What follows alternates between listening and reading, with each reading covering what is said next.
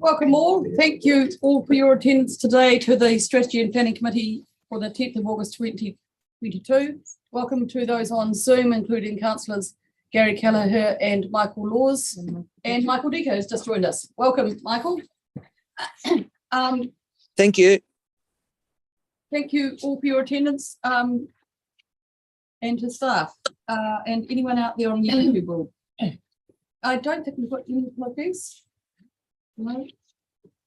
Any apologies for early departure? No. And there's no public forum. Confirmation of the agenda is no changes to the agenda, I presume. All happy, good. I note the conflict of interest clause, which I rather was an interest to register. Members are reminded of the need to stand aside from decision making when a conflict arises between their role as an elected representative and any private or external interest they might have, and you can do that in the item should it come up that you need to. Confirmation of minutes. There are two lots of minutes to. Happy to move those for you. Thank you. So both of them. Yes, Thank you. Moved. Seconded. Thank you, Gretchen. Any discussion or comments? All in favour, please say aye. Aye. Against? Carried. Thank you. Open actions from the resolutions of Strategy and Planning Committee. This page 13. The Otago Lake Strategic Plan scope that's in progress, and the Otago Active Bulks planning options is for next year. And the other one is that they're connecting, shaping Dunedin, and there's discussions ongoing. We did the task that was asked of us. Yeah. And there's other stuff happening there as well. Yes, Yeah. yes. You don't want to comment on any of that now? Nothing done. They didn't. Okay. Thank you. Then it's matters for consideration. The first item, 7.1, climate change briefing and update. And today we welcome Francesco and Duncan, and online and Young. Thank you. Sorry, Yang. Sorry, apologies. I don't know where that came from. Welcome.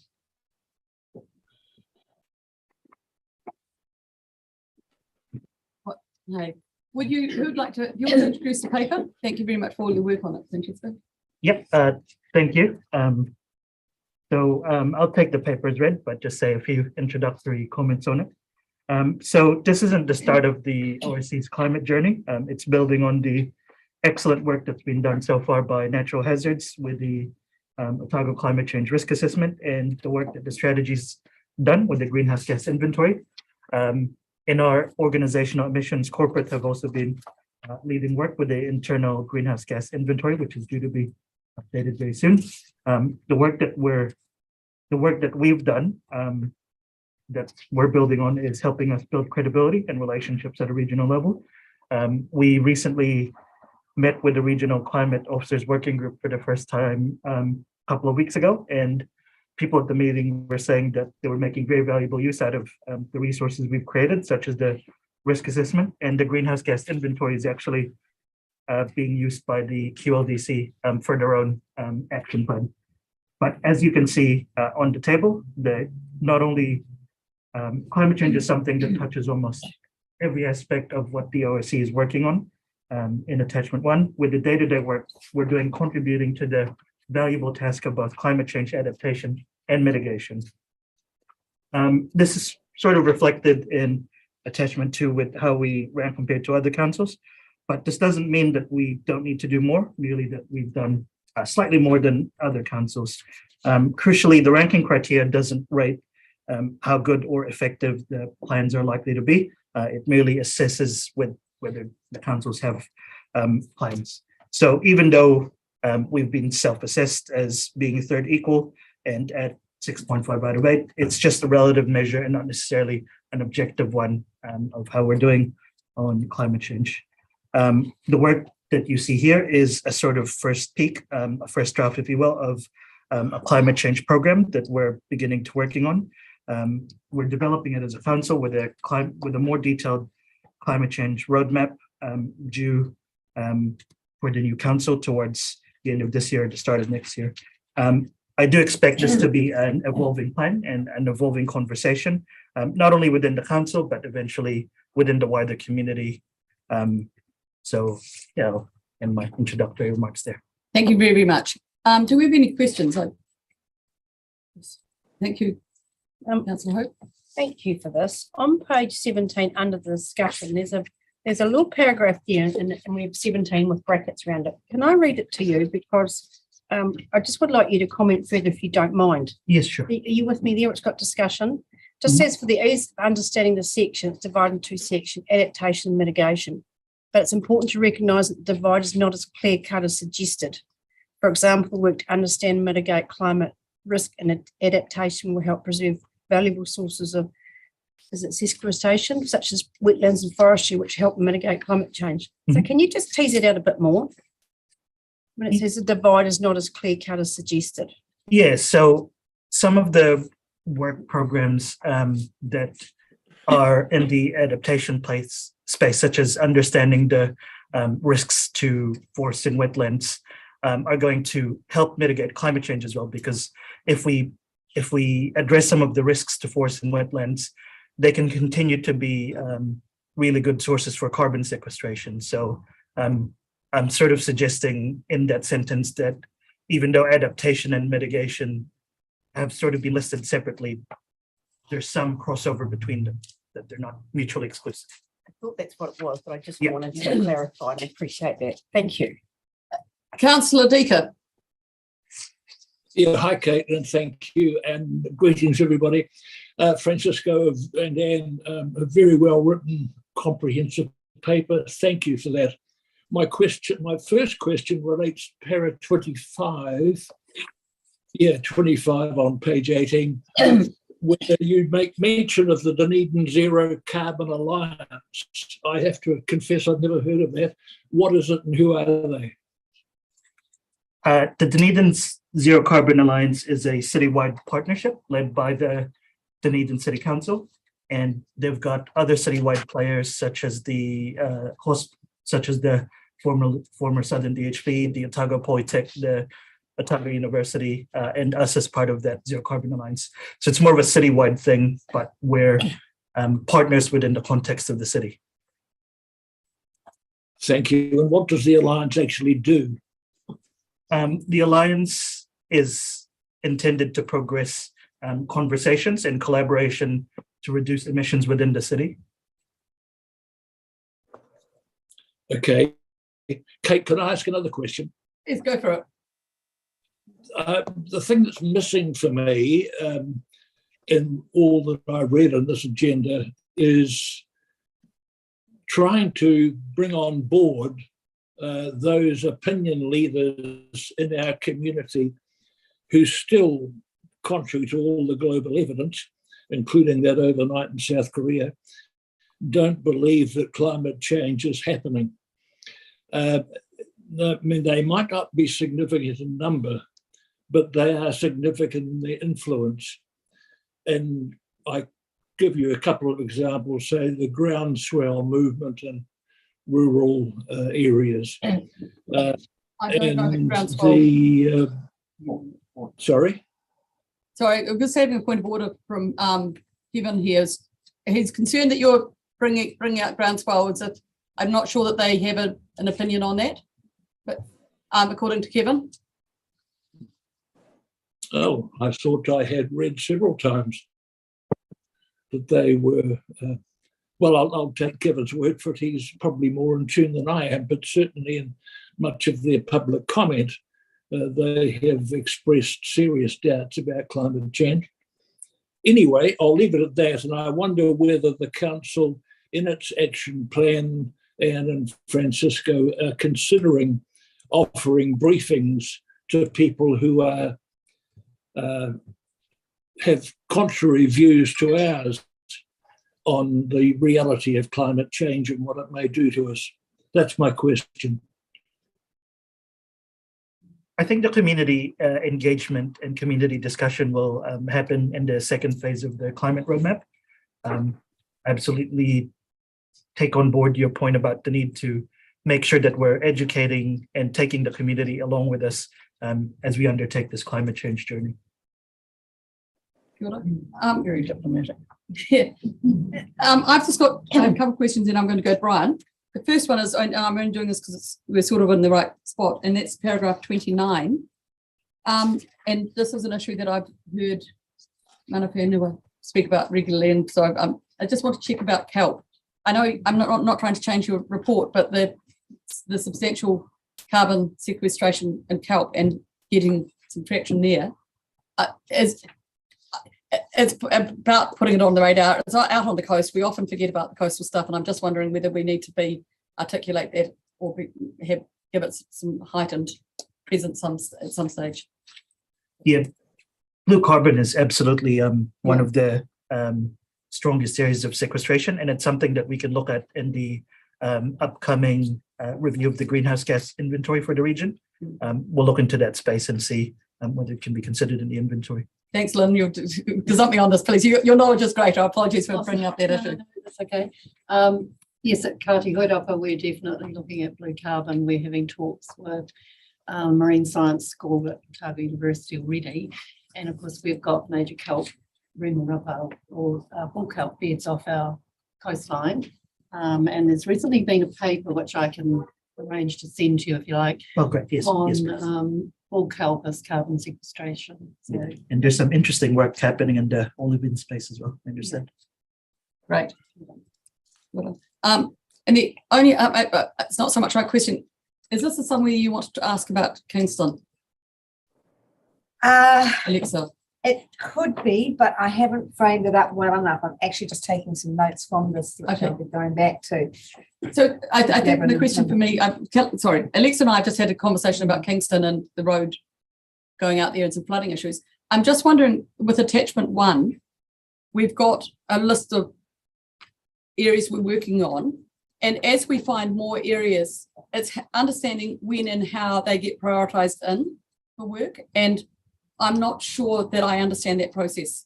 No, I mean, I've had an exchange of emails with Gavin recently, Dr. Palmer, about how we put those things in. But I just want to understand how flexible as we go ahead and see what's happening. And climate change is happening everywhere, and a lot of it is unknown and can't be anticipated. So as we find areas having or suffering consequences we hadn't anticipated, and there may be natural hazards, how flexible are we? Is that sort of the question you? Well, it's around that. It's how do we think about adaptation? And Kingston's a particularly tricky one, as Gavin has just pointed out, that there's a 900 section subdivision going in there. So adaptation has to mean a whole lot more than retreat. So how do we start adding communities like that? They've had several floods recently, one serious just last weekend, and their power has been cut off on many occasions. And actually one lane of the state highway is now washed out, and that's going to be quite some time before that will be fixed. So it's how are we thinking about adaptation in those sorts of ways when there's a whole pile of things in train and nobody's talking about retreat, other adaptation. So how do we add things into this? We've got a few on our natural hazard. I went and looked at the natural hazards thing the other day, the mapping and with the layers. Kingston, there's a little bit marked for flooding in the front. I couldn't see anything else. I'm not skilled at using those layers, so maybe I haven't got it right, but I couldn't see any of the other things that they are facing now. How do we add them in? Yeah, so one of the things that we'll be developing in the first phase of the climate roadmap is to sort out the climate governance structures within the ORC. That comes not only internally with setting up a sort of informal staff forum so that all the staff are talking to each other across the business, but when the new council bids in after the election, we'll also present some options about what climate governance could look like in terms of feeding into projects and such. And that comes also, if I may, your question about State Highway 1. Yeah. which is washing out a lot because it's got a dam called a railway line next to the highway. Yeah, so I guess there is a layer in there because we've failed in our RTC meetings to have anything really done about that one. So The resilience is what, That's yeah. probably the good. And so what we need to do is factor in almost another category of resilience. What happens when? Yeah. It's definitely part of their thinking to look at decision making around this and how we need to actually think about that as council. As Francie. I mean, communication is a huge bit of it, and Gavin's making sure somebody's going down to the Kingston community. So next is Brian. I've got a whole list here. We've got you on the wall. Yeah. Oh, sorry, Jean-Luc, did you want to report to this one in particular, or was it if I went to you first? Yes, please. It's just to add, if possible, to the response. Yeah. Just want to highlight in attachment 1 on page 22 of the report, under the table, the first line highlight the work we're doing around natural hazard risk assessment for the region. And one of the purpose of that risk assessment is, as it's explained in the text, to define a prioritizing adaptation approach for areas in the region where adaptation work is required. So the plan is to do a risk assessment, and based on that risk assessment to come up with a way to put priorities on where adaptation need to go first. So that work is underway, and I think that will help also, looking to the region to Otago as a region and identify areas where adaptation is more present than others based on natural hazards. But natural hazard will definitely consider the effects of climate change. That goes hand in hand. Thank you, Jean-Luc. I've got Brian, then Edward, then Carmen. And then me? Yes, and then you, and then someone else, yeah. And then Kevin, and then I. yeah. We haven't excluded you, Michael Laws. Right. I got a couple of questions, if I may, but just to point out on page 36, when it looked at the performance of the various council in terms of adaptation strategies, there's almost every council has an adaptation strategy. In terms of internal mitigations, there's all but 2 of the regional councils have some initiative plans towards dealing with climate change from an internal organisation. But when you get to area mitigation, it says that, however, only a few councils have a comprehensive strategy to coordinate emissions reductions across the region. And the bulk of the regional councils only having a handful of action points, or only mentioning wider emission reductions across the area and passing as part of the wider strategy. So is there an action that comes out of that? Okay, that's interesting. I'm interested by that. And is there an action that's coming out of that analysis? Is that communicated to other councils, or is that fed into LGNZ? Is there an positive action that will come out of that in terms of that critique? There's a climate special interest group that's being formed by the regional / unitary councils. This would be a very logical thing to table at the meeting when it's constituted. Well, I don't want it to go to dust. I want it to be an initiative. Okay, my second question, Madam Chair, is do we have for Otago a goal in terms of mitigation and in terms of carbon reduction? Like, for example, this council is involved with promoting electric buses. There'll be a reduction in carbon from cars driving in and the buses themselves, I assume. Do we have a goal? Yeah, and that whole next roadmap process, how does that all sort of, in terms of the future for this region, how are we going to provide some inspirational leadership in terms of everybody endeavouring to contribute to that goal? You're going to give up your tag and only bus here. Sorry, Holly. Yeah, no, it's fine.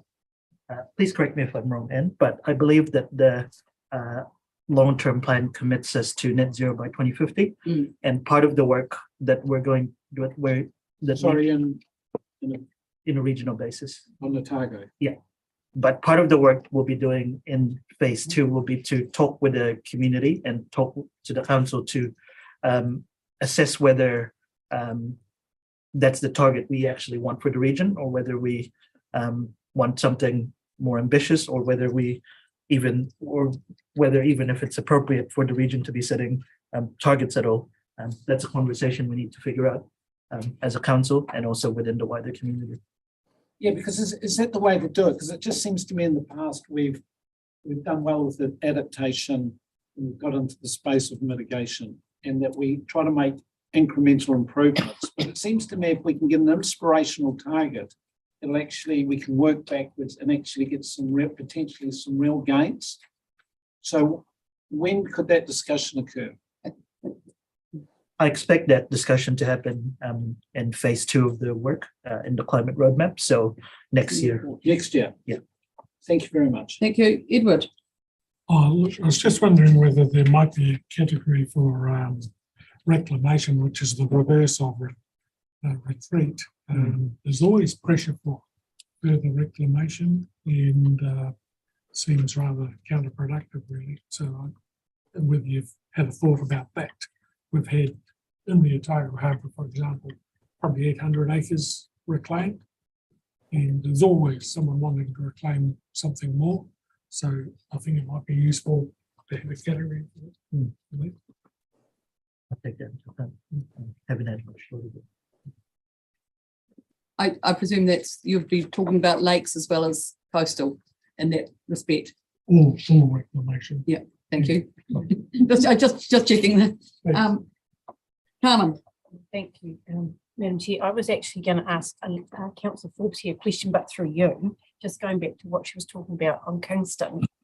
But because I was just wanting to tease it out a bit more, if you wouldn't mind. It's related to. Yeah, I don't want to have a debate about Kingston per se at the moment. No, there's a whole lot we could be discussing. It's just an example. It was just what she was referring to, and I wanted to tease that out by just asking her, was she referring to the fact that, and it can go for a lot of places that are getting more and more subdivision, was it the fact she wanted to see perhaps the buildings higher, the roofs, and it was just that to do with exactly this report though, because it is pertinent. That was really what I wanted to ask her. I think she's just general terms. I just want to understand what the natural hazards are and how we might respond to them, and the actual action of responding to them, how that's done. Yes. Communication is one thing, but there will have to be more than that. Thank you. Yeah. Thank you. Lots of things that could be done. Thank you. Michael Laws.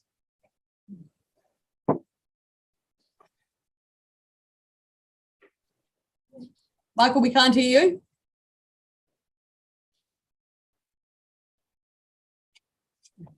I'm going to go to Kevin and, oh no, something's moving. Michael, are you there? Otherwise I'll go to Kevin. Oh, Hillary. No, I'll go to Hillary then. Hillary? There's two things I'm wondering whether we have room for in these policies. One of them is what happens when it isn't a change, but we need to do something with it or adapt to it or do something. I mean, it doesn't matter whether the land is inhospitable for a variety of purposes because of climate change or for whatever reason, but we do, like there's a natural hazard or earthquakes and things, and it doesn't matter whether it's because of climate change or not. It's not. So that lens, I'm wondering whether that lens is broad enough to actually be including things that are issues of the type that might be a climate change issue, but that's not where they came from. We don't have to reference them back to there. So that's the first half of my question. Yeah. Sorry, Hillary. I had this interesting question myself because, as you know, I'm still learning about this organisation, but I asked Francisco the other day when he was talking about this paper, how many people we employed in the climate change area, didn't I, Francisco? Yeah. And the Carbon Zero Dunedin City group you talked about, I was interested in that Dunedin City. I said, why are they leading? Because I would have thought the Environmental Council might have been. But you explained that they've got quite a few staff in the space and we've only got you. So Hillary's sort of touching on the relationship between what you do and our hazards team. And our hazards team do focus on hazards other than just the ones caused by climate change, but we have more extreme issues, don't we? So do you want to answer her question? But I think it's important for council to know that we aren't investing massively in climate change if we've only got one person working on it. That's right. Yeah. Sorry, off you go, Francisco. Yeah, and I think this is an answer that Jean-Luc may want to elaborate on, or possibly, but the investments that we make towards making communities more climate resilient will also pay off in terms of potentially adapting to other risks. But the natural hazards team definitely do look at wider risks other than climate change, even though that in some cases climate change might compound or exacerbate any non-climate change related risks that occur. I'm just sort of, so the answer is they can be woven together. Yes. And they sort of have to be in some respects to me, because it's we still have to do something with them. And the other question is, not all change is bad.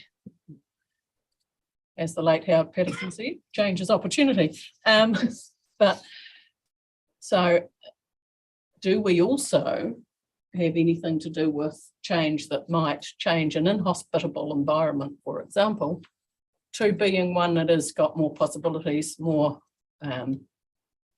ability to do something? So yeah, absolutely. I think it's not just adaptation, but it's, oh, that's good. That's a area now that's got enough rainfall to, or whatever. Yeah, and a good example of that was in the Otago Climate Change Risk Assessment, which pointed out the increased opportunities in renewable energy generation as the weather changes around Otago. There's the potential for things like wind energy potentially increases, and I think it identified coastal energy as one of the potential opportunities. So when we're looking at mitigating risk, we also need to think of as a council on how we can embrace these opportunities and how to tie it as a part of an economic development / regional strategy. So I just sort of like the words sort of to say something about not only risks, but risks and opportunities. Yeah. As a result. Thank you. you. Certainly Good agree with point. Kevin, are you ready for your question, which is in debate? Correct. Well, I'm going to phrase the first part of it. I'll have to turn it into a question because I think we are actually putting quite a lot in investment into climate change. If you look at the engineering department, every paper that we get from them has a climate change consideration. And so we're getting that, and that has teams exactly the same. So I think we're actually in the work we are currently doing. I'll just ask Dr. Palmer if we're actually doing this work. Will be my question. The work we're currently doing on the review of the flood and drainage schemes throughout Otago, are we using climate change as one of the descriptors? That was well done, wasn't it? Just a yes or no. Blow your own trumpet if you wish, Kevin. Yes, through you, Madam Chair. And I think it's hard to find any staff member at ORC that is not incorporating adaptation into their thinking, whether it's water policy or consenting or whatever. So whilst it may not be possible to separately identify roles that explicitly deal with climate change, it's imbued right across our organisation. In many ways, we are very actively involved in climate change adaptation. And just following on from that to a specific question on page 17. Sorry, that was sort of blind spot. Hey, when I'm looking at, so when I go through the related, the stock take pages at the back end, one thing that does concern me is there's nothing specific about the Moreki constituency and North Otago, specifically in the engineering natural hazards, which hopefully there will be stock takes done of that. But what I'm trying to work out, and this is probably potentially around the flood and drainage schemes that we have up that way, which are minor in the big scheme of things, but and State Highway 1, where at the moment we have State Highway 1, every significant rain event gets closed at either Oamaru or Mahino, Hildethorpe or Mahino. To me, that would seem as a major that will become more and more affected by the effects of climate change, yet we don't list that anywhere here. as a project that needs changing. It's against the main arterial route. It's I'm just thinking of safety purposes alone, let alone getting my bread delivered every day. So where does that come into the scheme of things, and where does the effects in the North Otago region? I'm not saying you're missing it. I just, in the current stock take pages, there's actually nothing mentioned about any of our systems up that way, especially State Highway 1.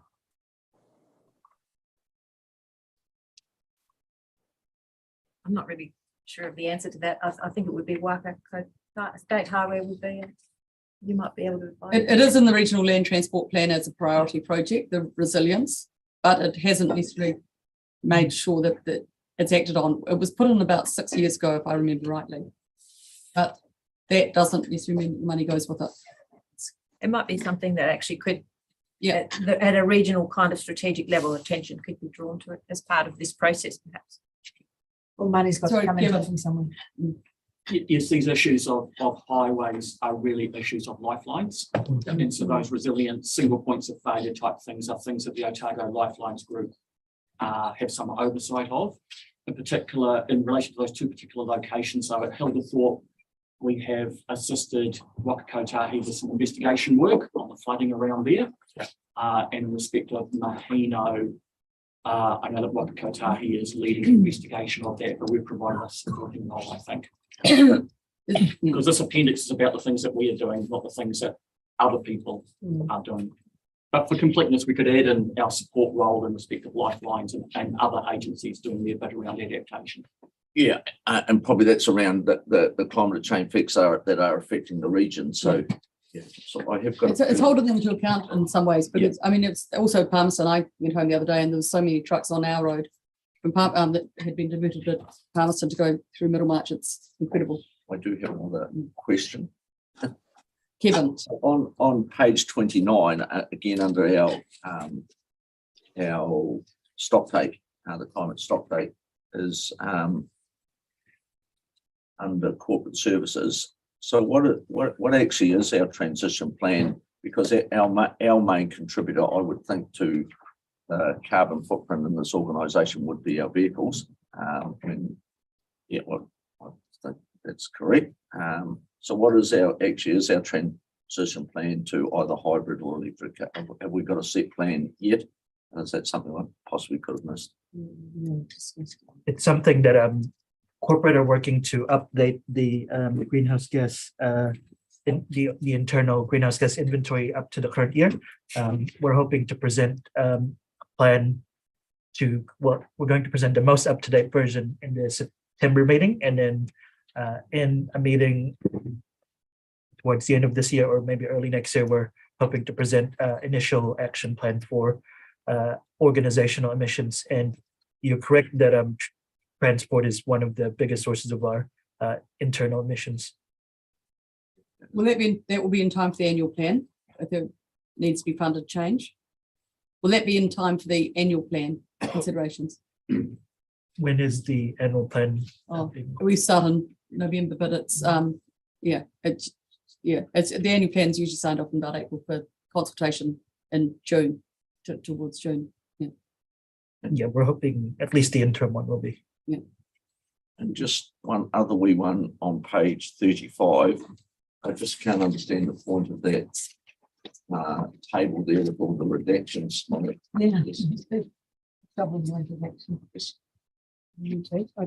think it was just to show our relative position compared to other councils. I think SLT wanted to be diplomatic in terms of not wanting to show. So I can now go onto each council website and they'll have that there anyway, I suppose. I could send a unredacted. Doesn't matter, mate. Yeah, I just Could send an unredacted version to council. I'm not sure that would be a helpful thing to compare ourselves to in reality.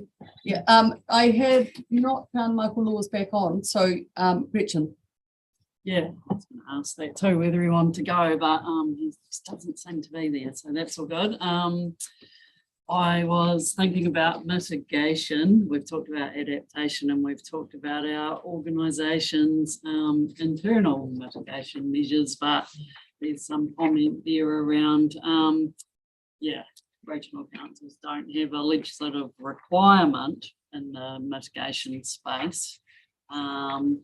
But yeah, that there's some increasing national level direction on some functions so that we do some mitigation, wider sphere work, particularly in public transport. But like anything, I guess it's a having to and wanting to discussion, isn't it?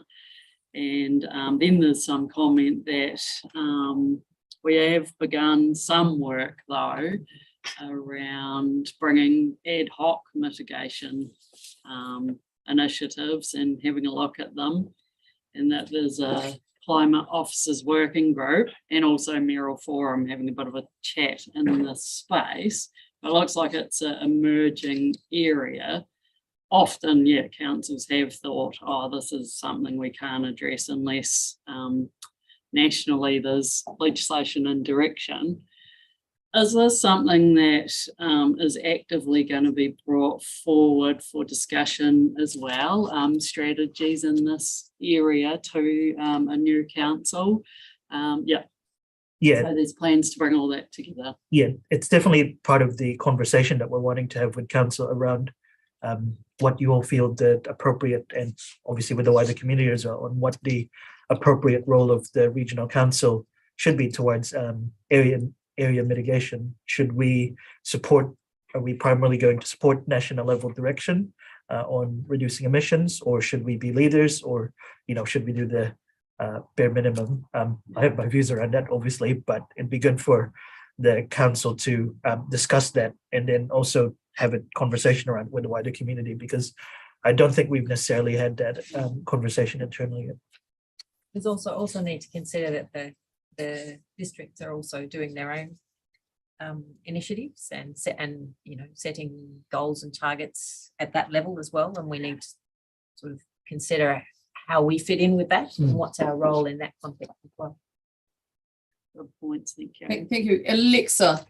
I actually had a few questions around some of these tables, but I think they've all been answered now. But just to that point, Anne, how are we working with them? We did make a decision at some point in the last couple of years, I remember, to try and work with other, I can't remember what that decision was.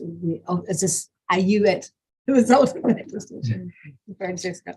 Yeah, we've begun to convene Otago Region Climate Officers Informal Working Group, and we're looking at doing half a day-long workshop with the climate officers in the TLAs within our region, just so we can have a conversation about what we can do to work closer together, what we should be doing as a region, and how to maintain, enhance, and build those relationships.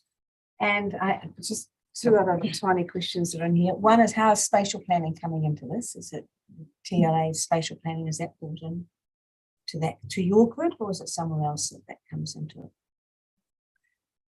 It will be. It obviously as part of the regional spatial strategy, it'll be there. We don't know yet, okay. I guess, but it will be part of the conversation.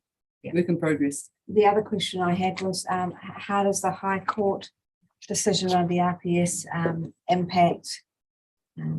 Sorry, that's around the ICM. It's not around this one. So next time, we'll put you first on the list for the next item. They may have an opinion on it. Apologies, Jean-Luc. You did have your hand up for one of the many questions from Councillor Malcolm. Are you wanting to say anything, or I see you took your hand down? Apologies for that. No, that's all right. Thank you for coming back to me. I just wanted also to add to the response to the question about State Highway 1. So the Otago Climate Change Risk Assessment have considered the effect of climate change on roads, and it's highlighted, those areas that Councillor Malcolm was talking about.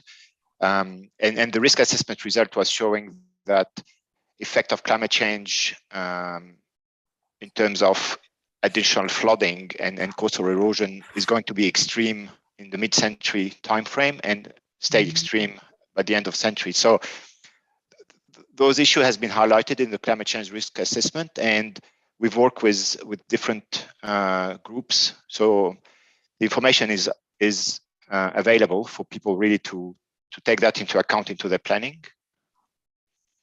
Thank you, Jean-Luc. We hope Waka Katohi noticed that Kevin Malcolm's got his nomination in and wants to continue being a councillor down here and get to meetings. So hopefully that will happen. Carmen. I'm just happy to move it, Chair. Thank you. And I'm happy to second it if there are no other questions. I'd like to say thank you so much, Francesco. It's great. really quality good. reports. Very And really keen for this to progress. Thank you. Keep to progress that as well. Thank you. So Carmen, did you want to speak to it at all? No, exactly. I think you took the words right out of my Sorry. mouth, but we're very delighted to have you and what a bridge to share. Michael Laws, you had your hand up, and I'm sorry, we were just having a motion put, but if you want to ask your question now, I appreciate there's been some technology issues. Thank you so much. I appreciate that. Yes, I've got a question. It's to do with how ready we are. It's to do with the first part of the report. On the section that's labelled Local Government and Climate Change Mitigations, paragraphs 35 to 37, we talk about councils having a greenhouse gas inventory of internal or organisational emissions. And the good example given was the Queenstown Lakes District Council. As part of my work, I drive past the Victoria Flats landfill on an almost daily basis, and also my sporting connections on the weekend. And the methane emissions from that Victoria Flats landfill have consumed most of winter. I smelt them again this morning driving past. Can I say I've lodged it into the pollution? The reason I'm raising this issue is because we don't have a mechanism to do, I think, the job that we need to do. I've lodged this into the pollution hotline and they've had to send people out there, but that can only be the test the emissions when they're there and it's 2 people's staff time. We do not have the tools to be able to measure methane emissions from landfills from territorial authorities. And yet they are occurring on a daily basis. We know we can't trust territorial authorities. That's why we've prosecuted a few over the last 4 or 5 years for not performing their basic environmental tasks. What tools do we have is the question to be able to do our job to monitor greenhouse emissions now, let alone in the future for some strategy? That's the question. I'm happy for you to answer, Francesco, but I think that is probably a consented activity that will have its own mechanisms. And whereas I think you're talking about a higher level paper here at the moment that's rather detailed. I think you're No. Can I just correct you on that, Kate? No. They're not consented to release methane. So that and methane is the worst of the greenhouse gases. It's happening right now. We as an organisation do not have the capacity to be able to measure methane emissions from landfills. Richard, I think, he was here. No, he's gone again. Yeah. Big burner in place. I don't know where it's got to. Yeah. That's a detail that I don't think is fair at the moment. Do you want to answer that, Francesco? Yeah, part of the work that's happening at a national level is to ensure that landfills have some sort of methane cap on them, because part of the recommendations of the Climate Change Commission was to ensure that waste emissions reduce 35% by 40% by 2035, and capping landfills is definitely a big part of that work, and we should look at what we can do as a regional council to support that sort of goal. Okay, thank you.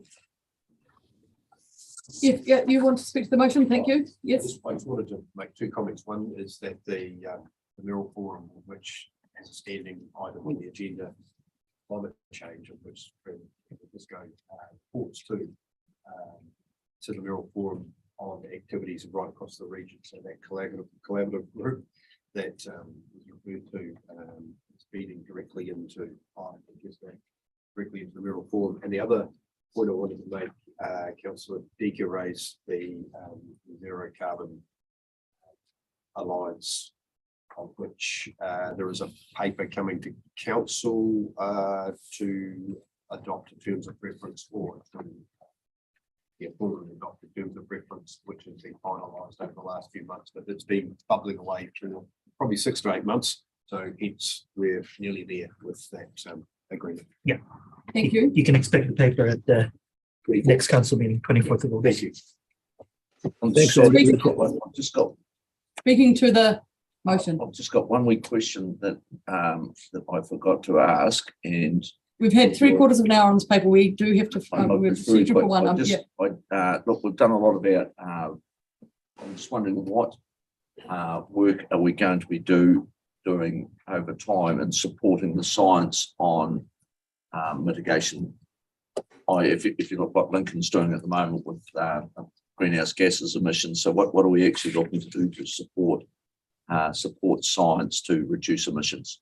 There's collaboration opportunities that are sort of beginning at an ad hoc level with the University of Otago, and I think Pim might want to speak to this, but we've got a couple of interns from the Sustainability Centre that are going to do some work within the Regional Council over the towards the end of the year, I think. And I think that's something we need to explore and identify further as we develop the climate strategy for the region. Thanks for your indulgence. Did you want to? Well, I need to say that we obviously have a whole, we've got this wonderful opportunity of having a university and a polytechnic in this town, and a lot of students are really happy to do this sort of work, and there's a public transport professor or whatever he is working in the space at the University of Otago who approached me and wanted to know if they could work with us. I think that was specifically around public transport, but that's sort of opportunity we have available. Yeah. Cool. I'm just sorry. I know you put the motion, but I had it in my notes. I'm just wondering if recommendation 3 should really talk about after the election, which is fine, but it's not endless. I'd wonder if we could instead change the words to later in 2022 or later in the financial year, whichever. I don't want this to be an endless thing, which the elections is one day in time, but doesn't give you a definite time. With the leave of the mover. With the leave of the mover. But the question is, what time criteria could you put in there? Yeah, by early 2022. 23. 23. So with the leave of the mover, are you happy with that? I don't think the election date's particularly helpful in motions. If that's okay, you get that. Yeah. I hope you on Zoom can understand that. We're just changing the third part to be early in 2023 rather than after the election, which is fine with me. Thank you, Michael. You sort of turned your mic on before. Did you want to talk to the motion, Michael? No, thank you. No, I'm happy. Thank you. No other discussion. All in favour, please say aye. Aye. Against? Carried. Thank you very, very much. A long conversation, but it's hugely important and great report. Thank you. Thank you. Integrated Catchment Management Program, the path forward, where we have Dr. Palmer and Anna Ferguson, and I think online Libby's here. I couldn't see you behind a whole mental note and new design officers don't have any. Yes, we do have to polls. We won't go there today. And we're not talking about the national. Kia ora, welcome to the table. Thank you. Would you like to introduce your report? I think it's a starting point. I did circulate your advice yesterday, just to no surprises to the councillors, but yeah, thank you. Yep. Hello, everybody. Thank you very much for having us here. I'll just open the paper on my and please screen. Speak up to remember the mics. 3 on Zoom. I just realised that. Most of the report will take as read. Happy to answer questions. There is one thing I'd like to just go to quickly on, I think it's page 43. The table there, as it comes through in the formatting, appears to have misaligned the headings with the columns. So they're the right components in the right columns, and the headings just moved over a wee bit. So it may be a bit confusing to see those that matrix worked out. Having said that, the first line of that matrix on the table on the top of page 43 is incorrect. It was a bit of a placeholder, if you like. On the Friday after we finalised this paper, we received some further input from Ōkaha about that top line. And in terms of those FMU or Rohe that involve both Ōkaha and Te Marama, it should read Upper Lakes, Dunstan, Roxburgh, Lower Clutha and Catlins. And with this change in Is it mind. text? It's text. Text, aren't they? Yeah. Yeah. Text, sorry. It's text. So the one that's Sorry, changing is it's Kevin's. It's if you've got Oh, text in sorry, Brian. Australia, and that's what we don't Don't want have those text texts in over here. Australia. We have text. We don't want them over here. Yeah. We have taxes as well. Sorry. Yep, text. Thank you very much. So with that in mind, the preference is not as clear. And in fact, Upper Lakes and Catlins both rise to the fore. The staff view is with that change that Catlins is once again the more preferred Rohe FMU because it is slightly less complex system environment than the Upper Lakes. I won't speak to Okaha's further input on that. I'll leave that to them and or Edward. Hopefully the rest of the paper makes sense and happy to take questions, discussion. So that would have a ongoing effect to the motions as well, That's which correct. we will address, but we might do them in parts in order that we ensure that we. However you like to do that, Kate. So questions? Yeah. Sorry. Two sort of related questions. The first is throughout the document is described ORC and Kaitahu in various places. Do you, and it would appear that mostly that means, and I am on the one organisation path, you know, like One China and things, but does that mean the staff of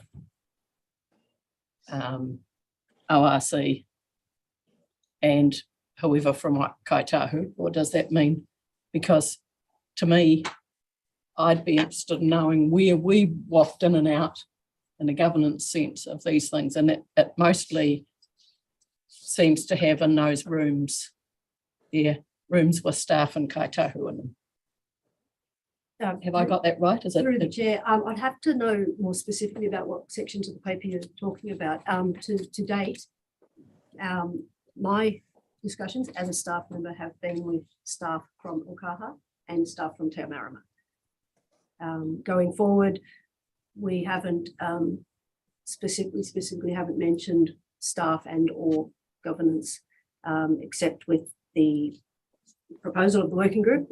We mention a representative from Te Marama and a representative from Okaha. That would be up to them. For the ORC, it'd be councillors, as you might notice in the recommendation, and also ORC staff, but with no specifics around that. But that's yet to be resolved. So, just because generally throughout the whole document it says a partnership with ORC and Kaitahu, and yet what it mostly whenever that reference is made, it seems to me staff doing work, which is of course most of the stuff done around here is staff. And the reason why I'm interested in that and where we waft in and out of it is that near the end of the document on page 144, there is something that says, for example, however, ideally there would be substantive opportunity for the reference group to be involved in co-design. Clarity should be provided by ORC and Kaitahu about what is not negotiable, e.g. governance arrangements, and why. And this is likely to get us into the same problem that we've had before, that we say willy wafty things about partnership and other things, and then we our expectations aren't clear, and then what happens is that Kaitahu very properly has realised that our expectations don't coincide with necessarily their expectations as a result of what happens there. So, for example, that particular quote from that page suggests that there is going to be a discussion about whether there's something non-negotiable about the governance structures we do and things. And I think we ought to actually be clear about where we expect governance involvement and what Kaitahu in particular can expect us to do. When it says there's some things that are non-negotiable, is that something that staff would talk to each other about as to what's non-negotiable about Okay. governance? Or? I think So it's I'm just, yeah, no, I'm that's just fine. Yeah. saying it's We'll give Anne a chance to. Page 144 is towards the end of a report that came to us from HICA that we commissioned to look in depth in terms of what are the processes and platforms and ways in which we can collaborate effectively for this process going forward. That is a starting point for discussion. What we're recommending, that document be a really useful starting point for discussion through the working group. It's not set in stone. It is a series of options that have come to the fore through investigation analysis that was undertaken. So it's up for grabs, so to speak. So it's not, as you can see, as attachment to the paper, but it's a report that can help those discussions in settling exactly that question you have. Where does governance play a room? Where's Kaitahu? How all the detail to be mapped out through, hopefully, if it's approved, the working group that we're proposing. Did you want to say something, Edward? I would. I read that report like that. It's an external contractor. I don't know how much they talk to Okaha or anyone else, and I just thought that actually it's a very good report, and it just puts up those options really. But it's a work in progress again. It isn't set in stone yet. But I think your point was clearly made. Gretchen? Simple question is in terms of preference for the Upper Lakes versus the Catlins, and I don't know who's best to answer this, but the fact is, I mean, I have my own ideas, but yeah, the Catlins has emerged as a preference. Why is that? I think you said that, yeah. Simplicity, yeah. Thanks, Gretchen. If you'd like me to elaborate slightly more, it initially was our preference for very similar reasons. It's seen as a more simplistic area, whilst it is essentially for coastal catchments, their entire within the scale alone is approximately half the size of the Upper Lakes. It's not so disconnected between the lake systems. And it is an area that to date we're having more of a presence, but haven't had that opportunity to have a very large presence. There are a number of ways to look at this, and that matrix is an indicative only, it's draft. What the social networks in the Upper Lakes could be seen as an opportunity, but also brings with it complexity. So there are a number of reasons. It is up for this room to discuss and decide. But having looked at it through those indicative criteria, and they are only indicative, there are other criteria you may wish to bring to the fore, that our preference would be the Catlins, given now that the Okaha are back on the table with the Catlins. So thank you. Yeah. Brian? Yeah, sure. Before I get to my question, just point out my understanding is the preferred recommendation for the working group is that the working group consists of 10 people, 2 of which are the local councillors, well, two are ORC councillors, 1 is from the OCC, 2 are community representatives from if it's the Catlins area, 1 representative from Okaha. I assume that, that's the governor. Or is that a staff? Or that would be up to Okaha to determine. Yeah, okay. And another from Te Ao Marama, and then 3 ORC staff. So that's the recommendation, yeah? Correct. So that's quite clear. It's quite clear in terms of the ORC governance representation and the Okaha representation and the Te Ao Marama and the local and the OCC. So there it is for debate. To me, it looks quite constructive. Now, my question, Madam Chair, is in relation to the criteria for the pilot area. I wondered when I read this and the recommendation was Upper Lakes, whether a criteria should also be that we go into a catchment with some diversity in terms of degradation and not, you know. And one of my concerns about the Upper Lakes was that, you know, a lot of the Upper Lakes is relatively pristine. It's not necessarily representative as a typical sort of catchment. It seems to me with a mix of good and less good. And so I'm actually comfortable with Catlins. But do you think, my question is, Madam Chair, is that diversity of quality, whether it's biodiversity or whether it's water, some degradation, some pristine, should that be a criteria in terms of that pilot area, you know, because it's going to launch. My nervousness about, you know, previously you're recommending the Upper Lakes is that it's more one-dimensional as opposed to actually having to front up to some more difficult, challenging issues. Is that an appropriate criteria? That's my question, Madam Chair. Through the chair, I think possibly it cuts both ways. More degradation brings with it more complexities for a pilot in terms of how to address that. But as you say, it will test the waters potentially more. And in this case, with your comment about the Upper Lakes, it is really the waters. They obviously deal with a lot of other issues around pests and pest management, urban development, stormwater, capacity, visitors, etc. So it depends which lens you look through. Yeah.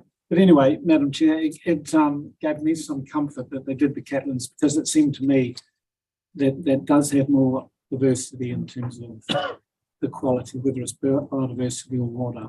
Thank you. And I'm supportive. And I'm also supportive of the working group. Thank you. Structure. Michael Laws? Are we speaking to the motion? No, we're not speaking to the motion yet. We're still asking questions. We're going to do the motion in parts because we need to have a discussion whether it's Catlins or Upper Lakes, and then we may go through all or some of the others. That's subject to some questions I'm going to ask yet. Okay, I guess a bit like Brian, I have a view, and then my question frames from it, because I was expecting Upper Lakes to be chosen as well, reading the paper. I'm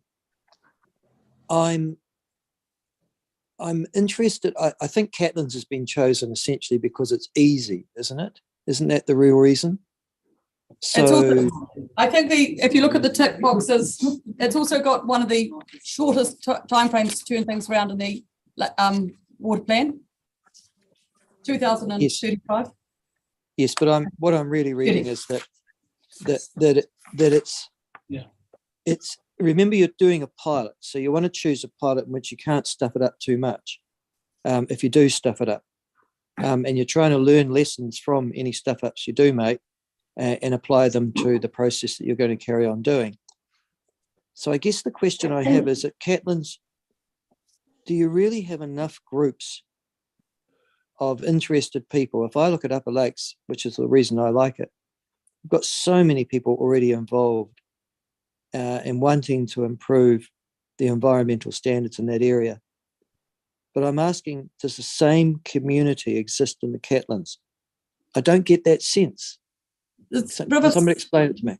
There's Rural South, there's a Taha Copa existing catchment group, at least. I mean, I think there's a third one, I can't think. There's the Catlins Coast group. group. And there's a group down in Cheslands, I think. Yep, and there's the Pokanui, Runaka, and some interested, probably not formalised group around Papatawai, sort of working up at the moment. So Councillor Laws is quite correct. It's not as advanced as the Upper Lakes and not as settled in, but definitely some opportunities there. I would say for some, having talked to some of them, they think they're quite advanced. Their issues are not actually as the water quality issues, they would say probably are owned more by DOC. And so if we can assist in that process of that communication, the Catlins forest area and pest problems there are substantial for some of those issues. So they're quite different ones. Certainly there's a huge driver, having talked to a number of those people down there, to get some change on that. So I think it would be seen as a very helpful project. Also, Forest and Bird have got some interesting input there. Could you define which are the urban areas within the Catlins, please? Is that a question for me? Weka, Awaka? Punawea, Papatawai, yeah. Urban. You know, they're small urban, that's what's so wonderful about it. Well, you see, that's why I was going the other way. To be honest with you, it's the interaction between humanity and the environment that is the reason why we have integrated catchment management plans. And there are so few urban natural environment interactions in comparison. I'm not sure you're going to get a valid pilot out of it. Okay, I think, look, what I want to do is I really appreciate this conversation. What I'm going to do, I want to get some input from Lynn and input on the sense of place, because I think that's very important. Michael, is your question on the where or the how? Because I think it's a bit of mainly where I'm following up on what Michael Laws was asking and exploring. And I was going to add to that discussion that if you look at the Eco Fund picture, and I think that's a good starting point to answer his question, the amount of inquiry, application and investment through the Eco Fund per capita would be higher, I think, in the Catlins than in any other part of the region. That we have an awful lot of groups trying to do an awful lot of work down there. That's the only point I was going to make. Thank you, Michael. So, Michael Laws, you put your hand up again. I was meant to take it down, so that's just. Thank you.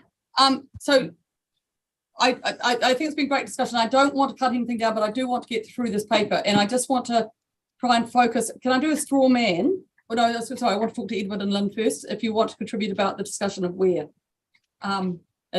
Yeah. Don't want to put you in a difficult position either. Yeah, no, thanks, Madam Chair. No, we initially saw the preference for Catlins, which the earlier paper was on. And we discussed that as Brunaka actually, and supported that. And then, but I don't, there's some communication issue, I think, occurred. And so this paper came out, which was very, very good actually. But and I was looking, oh, gee, must have changed. But I could see some complications, and you actually heard someone from one of the Runinga talk about that yesterday. Yes, we did. Which is a political issue, sort of. And I'd say that would need to be resolved through and be difficult through that process. So we went through another round of discussion and we reaffirmed the Catlins as the preference. Okay. Partly because it is it has a more there's some simplicity with it, and I think there's benefit in that because it's a pilot. You want to get a pilot up in a timely manner and working, and perhaps not picking on an area that is too complex. I have seen that in another field, in stewardship land. I picked the wrong place to start.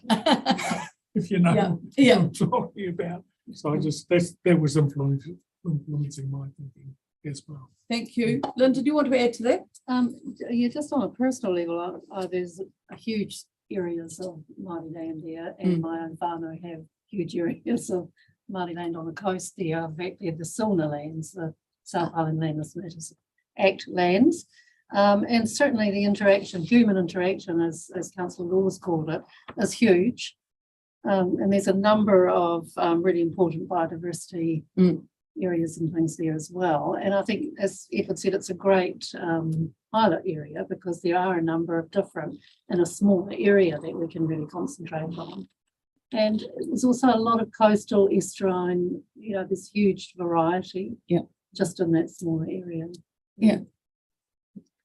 Well, the thing I actually, what I really like about it is I think the people there, a really low population, actually do need help as well. They've certainly got some fantastic leadership, but getting some of that skills in there is possibly so I don't want to divert away from the where, but I think the question of the how then happens is, and I'm sorry, I should have asked the staff about this. I think it's about having a conversation potentially before we necessarily do all of the recommendations. We can see the direction we want to go, but we may want to have discussions both with the groups that are existing down there before we really format everything, because they may want to have conversations about that. So I'm just checking that today the first one is we'll do a motion about where shortly, and whether we unpick, so we do recommendation 2 has ... after it, which I'm not sure was intentional or whether that's actually articulating where my concerns are that we. Oh, no, that's for you for this. Oh, I see, that's over the page, I see, so that's for me. It's just checking, sorry. I just want to check whether how far down 3, 4, 5, 6, and 7, and 8 we need to go time frame wise for you today, or whether we start a conversation with those other catchment groups that already exist, and Forest and Bird and all those other great groups and great work down there, before we really nail the structure. Yeah, through Madam Chair, it's got a bit of a soft launch, the way the recommendations are crafted. So if you made resolutions in accordance with these recommendations, the process would be, as you see from recommendation 2, that we then seek the input on the suitability of whatever pilot place you choose today, I guess is your preferred place.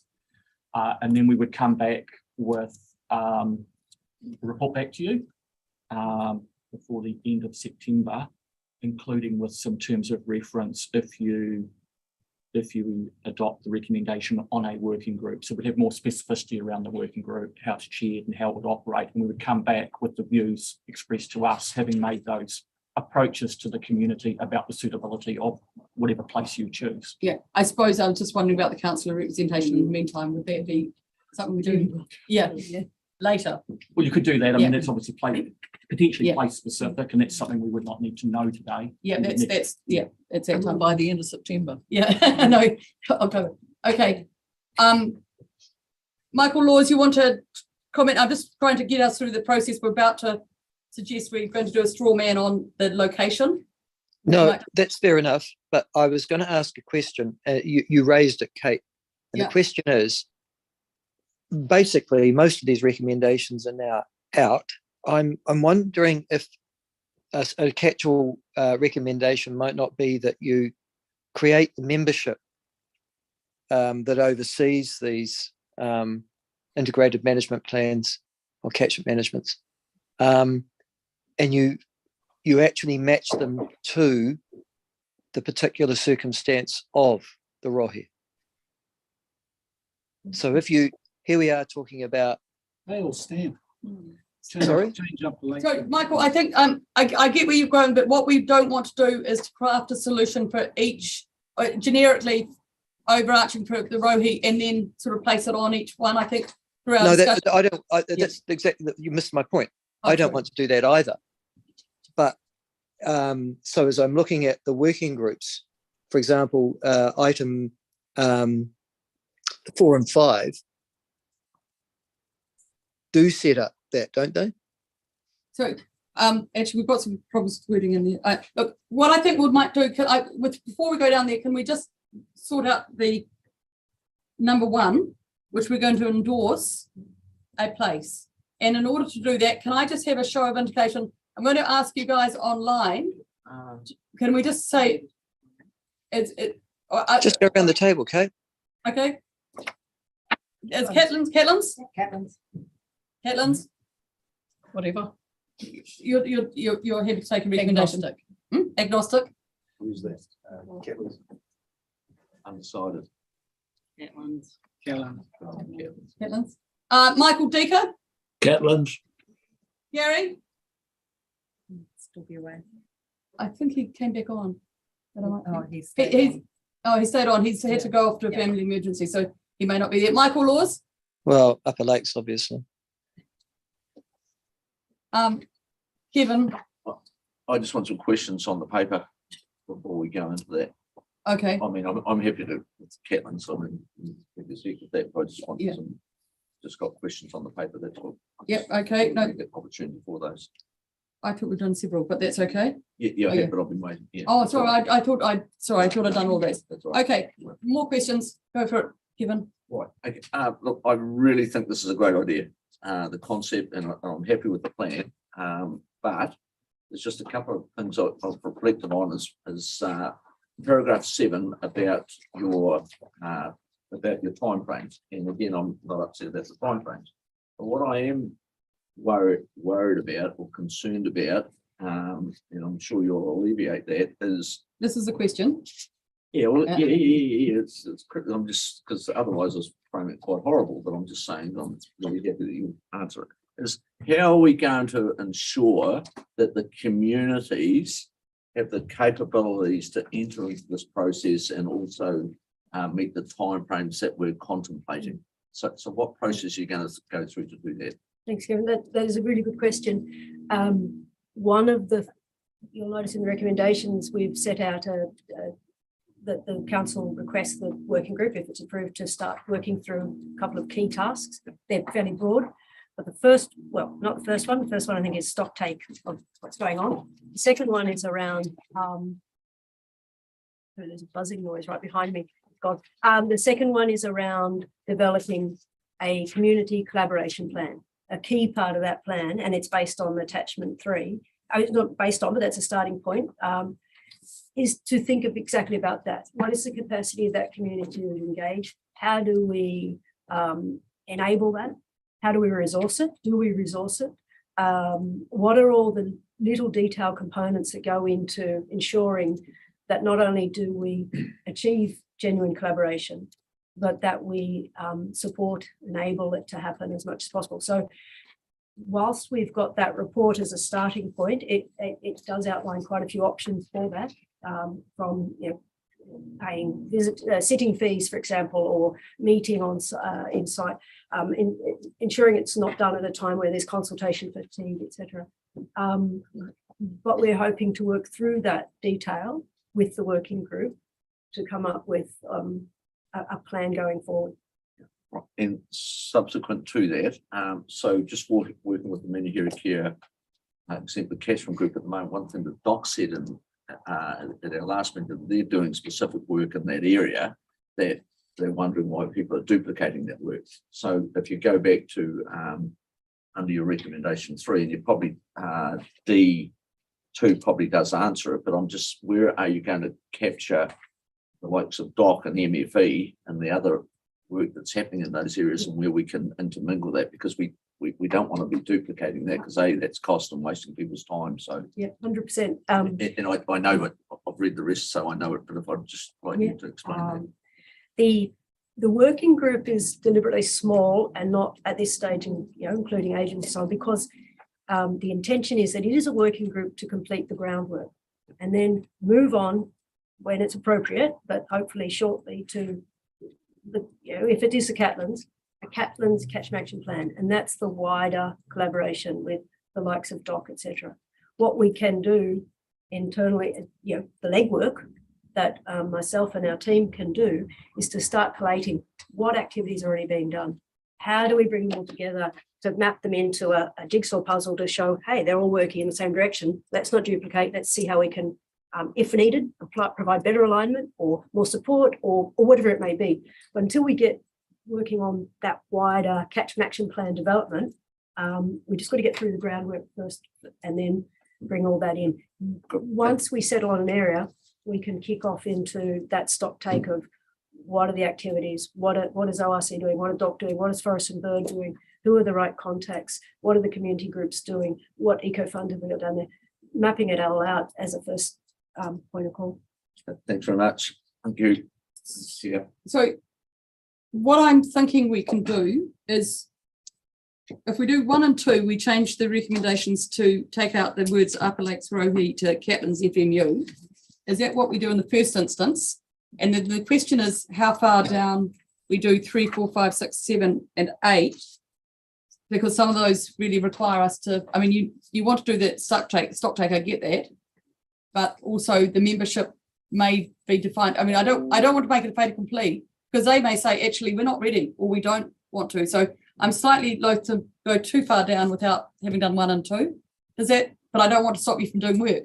Yep. So, No, yeah. please feel free. I'm just wondering, you know, Yep. it's a really, so whatever we do on 3 is subject to approval, it's at 2 Yeah. by the community.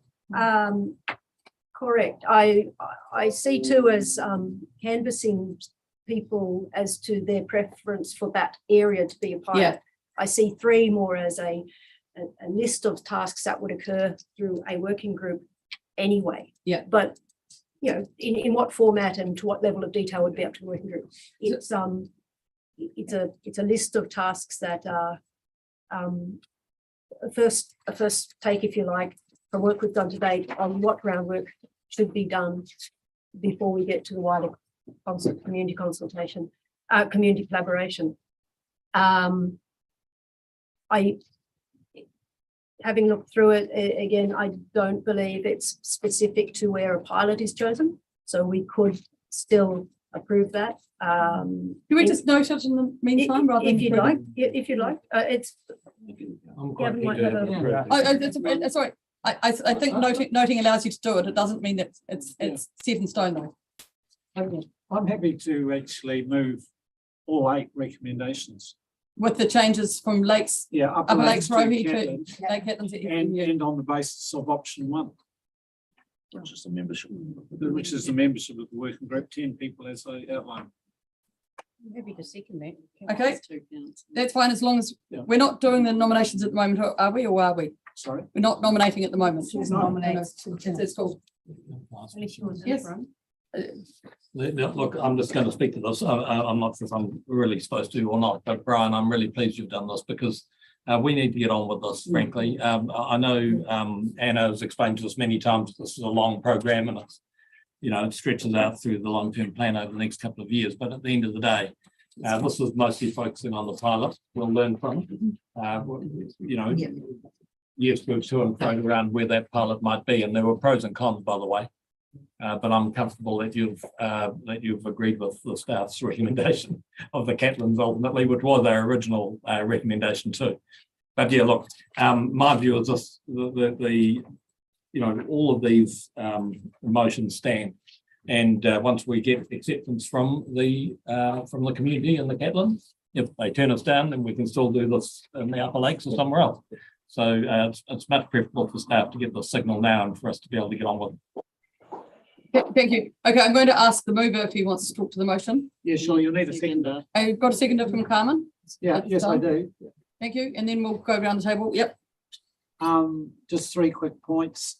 I'm really pleased it's the Catlins for all the reasons that have been outlined: simplicity, small, connected, you know, and we're getting an increased presence. I really enjoyed listening to Edwin Lynn talking about what was actually going on there and the history. I think it would be a wonderful place for a pilot. That being said, I'm also aware of recommendation number 2, where we need, with an open mind and open ears, seek feedback from the other stakeholders. Is this the right place? And so we've got that in as a recommendation. And I also appreciated the comment in terms of, and I think in relation to Kevin's question, to avoid duplication is, so there's a jigsaw down there, and we've got some sensitivity to add value, and we're involving some key players and representatives. I'm really looking forward to it. Thank you. Thank you, Richard. We have some rare and very high quality environment in this area. Yeah, low population, but doing an absolutely amazing job as community in a whole range of areas, trying to retain what they have got left, which has diminished a lot over the years.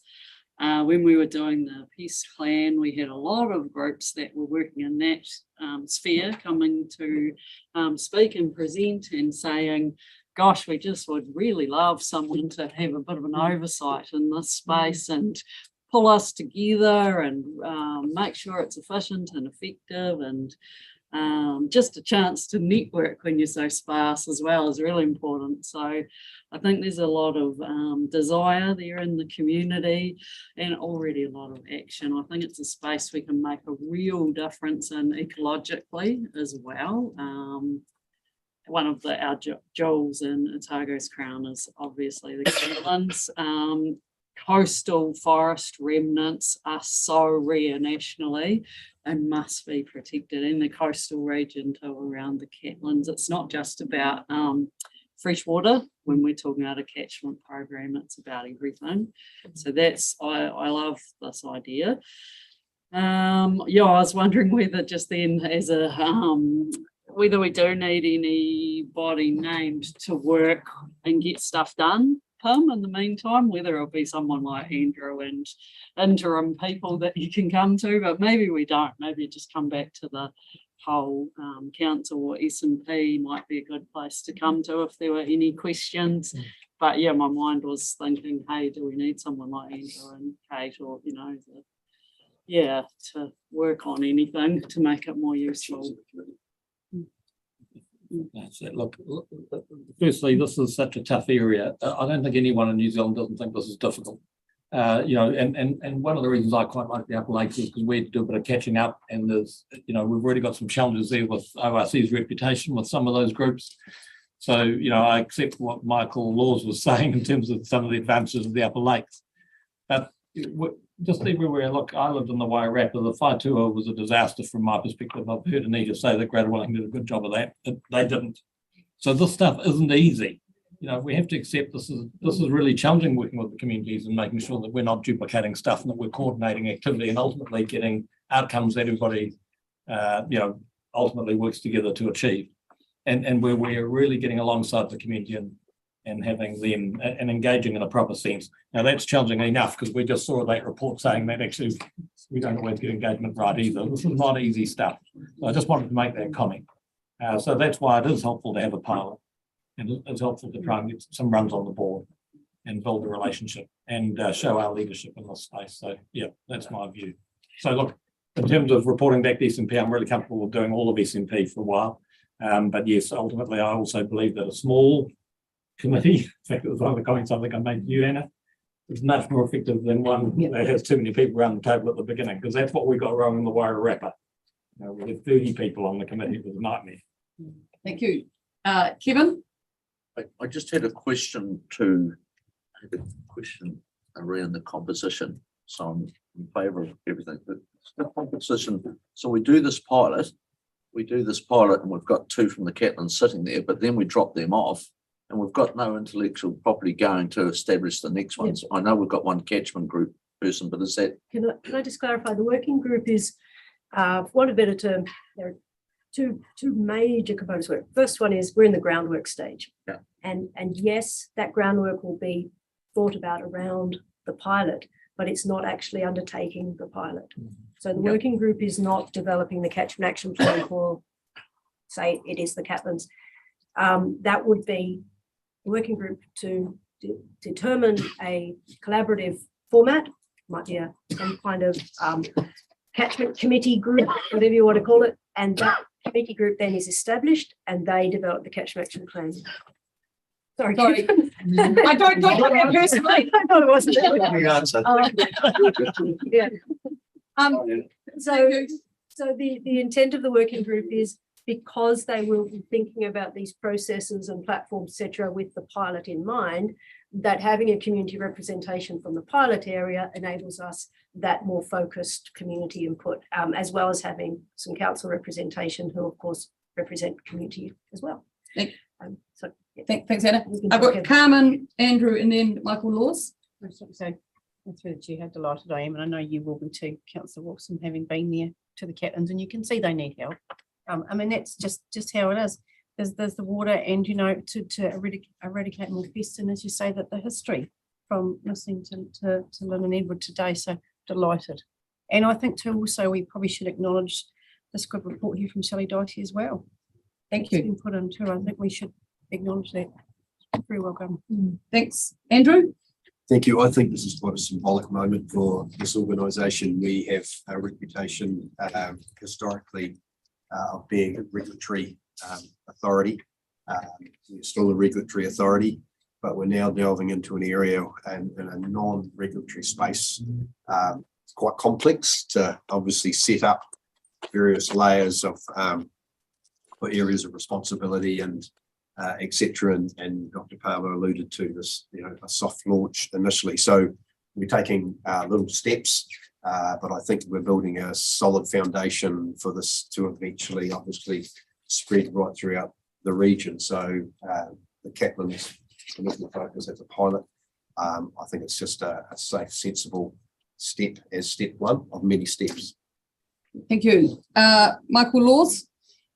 Oh, well, obviously, I'm disappointed that Upper Lakes isn't going to be their preferred first step in the water here, only in the sense that there are so many committed groups and individuals that were ready, not just yesterday, but 3, possibly 5 years ago to step into this space and still are.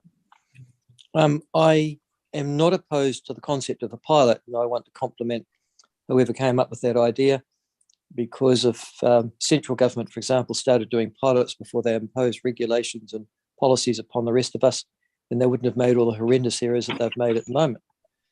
So this is a good idea for a pilot. I'm not going to die in a ditch on Upper Lakes not being chosen, but I've just professed to you the reasons why I've chosen that particular option myself. I do want to just put one note of warning. These rohi are all very different than each other.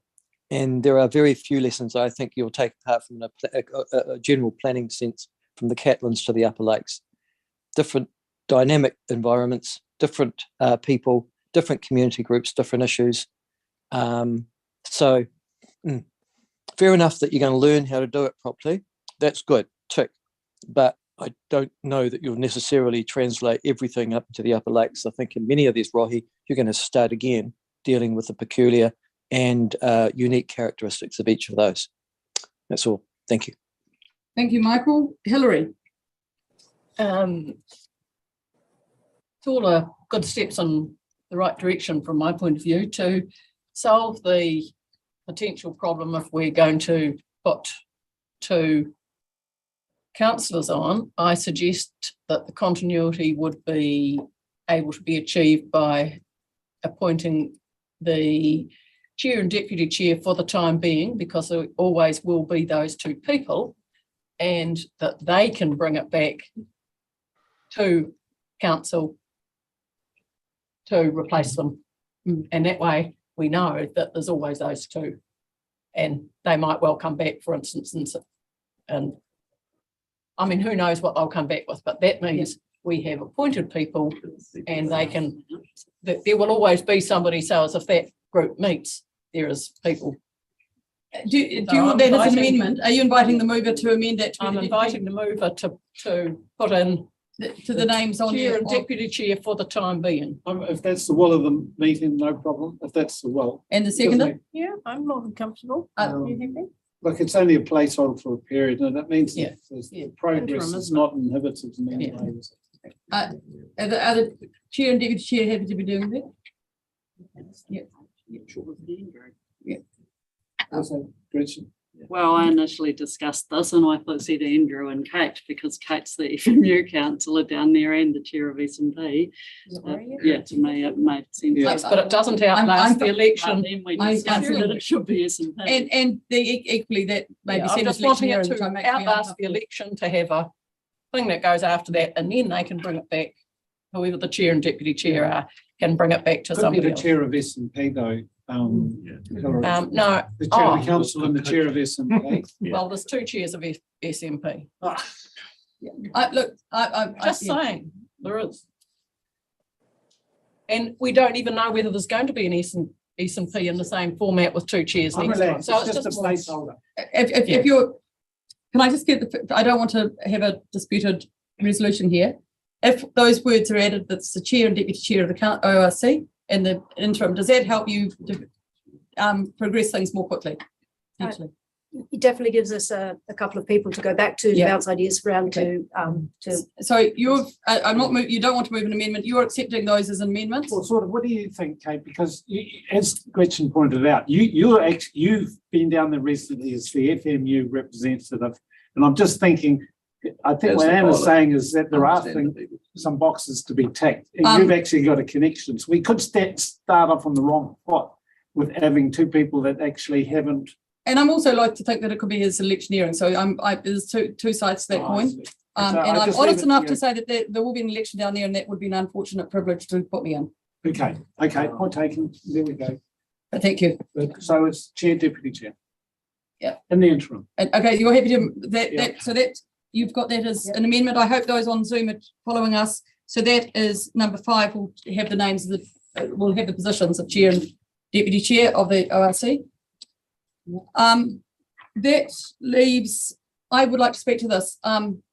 If I may, I'm thrilled that it's the Catlins. It's an area that is absolutely outstanding. It is a low population, but an absolute huge amount of mahi going on down there with the environment.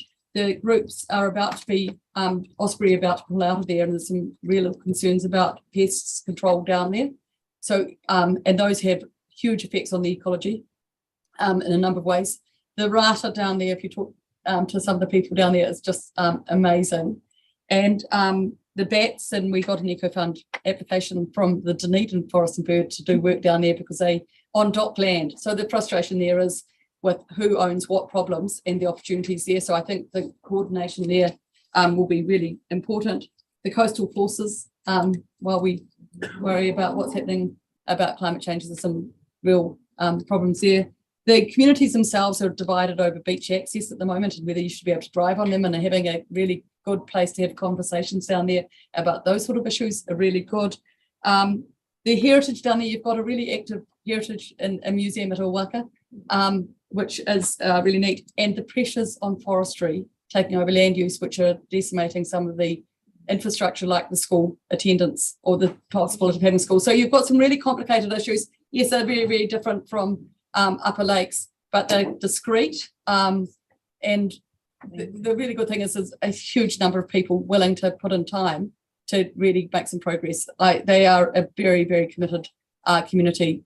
So I've absolutely no doubt that you're going to get them on board. There's been catchment groups in those areas for some time and some new ones developing. So I'm really excited that it is the Catlins. I think this work is 10 years behind for the ORC in many ways. They were in that space many years ago. Yes. And they left it, and they've left these communities hanging to deal with these issues. So please get on and do it ASAP. Really, really excited for it. And yeah, but you do want your right of reply, Brian. No, Vic, thank you for what you've said. I just quite simply agree with everything you said. I remember going 10 years ago down to Woolshed meetings, communities of people looking at their local stream, wanting a bit of assistance, and we did for a period. And as you said, we could have done a lot better. We've lost some momentum. This is our opportunity. Thank you. Okay, all in favour, please say aye. Aye. Against? Carried. Thank you. We have got 20 minutes to get through some very, very nutty problems here. Thank you very much, Anna, Gavin, and Libby, and to the team, the very slim team behind you. But good luck.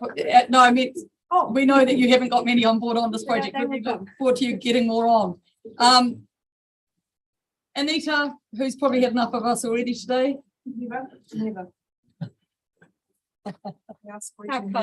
Is anyone supporting you today? Yes, we've got Sam and Tom. Kia ora. Welcome, Sam. Have you been here sitting before us before, or is it on Zoom? This is the third time this paper's come, and Sam's been here each time. So Sam, and we've waited. We've had you waiting. I'm sorry, Sam. So I've been here a few times, but.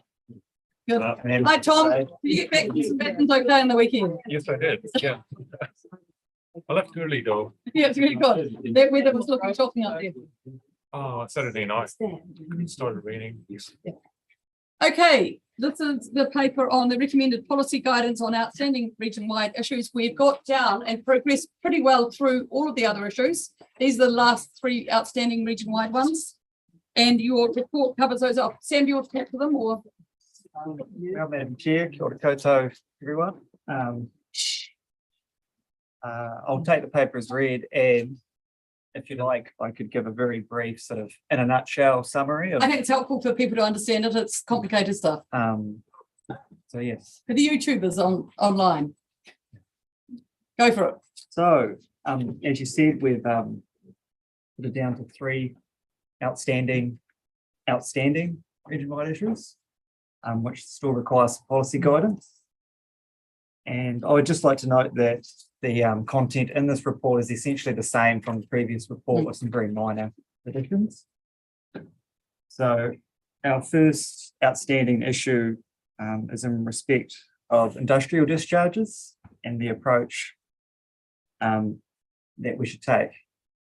So essentially our recommendation is in this report is that we apply the same overarching management principles to industrial discharges as we would to one of the types of discharges. Okay, so now I'll move on to a more probably complicated topic, and that's around our approach to the use of short-term consents and consent review processes in the proposed land and water plan, specifically as it relates to bringing freshwater take and use consents into line with the environmental outcomes of the land and water plan. So essentially our recommendation for policy guidance here is that we use both consent reviews and consent durations as a method to bring our take and use consents in line with the outcomes that we're trying to achieve in the land and water plan. Although the circumstances of particular catchments will sort of determine which method's more appropriate and more effective. So yeah, that's that second issue. And finally, we have our third region-wide issue, which is about how the land and water plan will provide for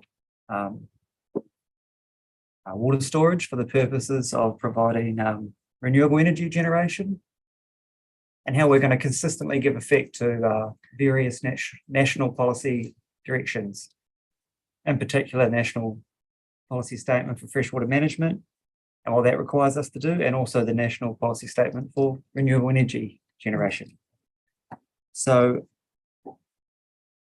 our recommended guidance is really that will give effect to the NPS REG by providing for incentivising and sort of signalling our preference for certain types of renewable energy. But at the same time, we also need to recognise and provide this, but it's subordinate to our overall duties of looking after the health and well-being of the water bodies and freshwater ecosystems as a first priority. So I've kind of whipped through our outstanding issues and sort of summed up, in essence, our policy guidance or what we would recommend. And I would, alongside my team, be happy to take any questions on the detail of that. Good. Anyone got any questions? Thank you, Edward. No, thank you, Madam Chair. Just mentioned on the item 2, the consents duration and depending on the catchment. Could you clarify what you mean by the use of both in depending on the catchment? Yeah, cool, Edward. So I guess in terms of different catchments, they're going to have different issues, and that's kind of going to determine what's more appropriate. So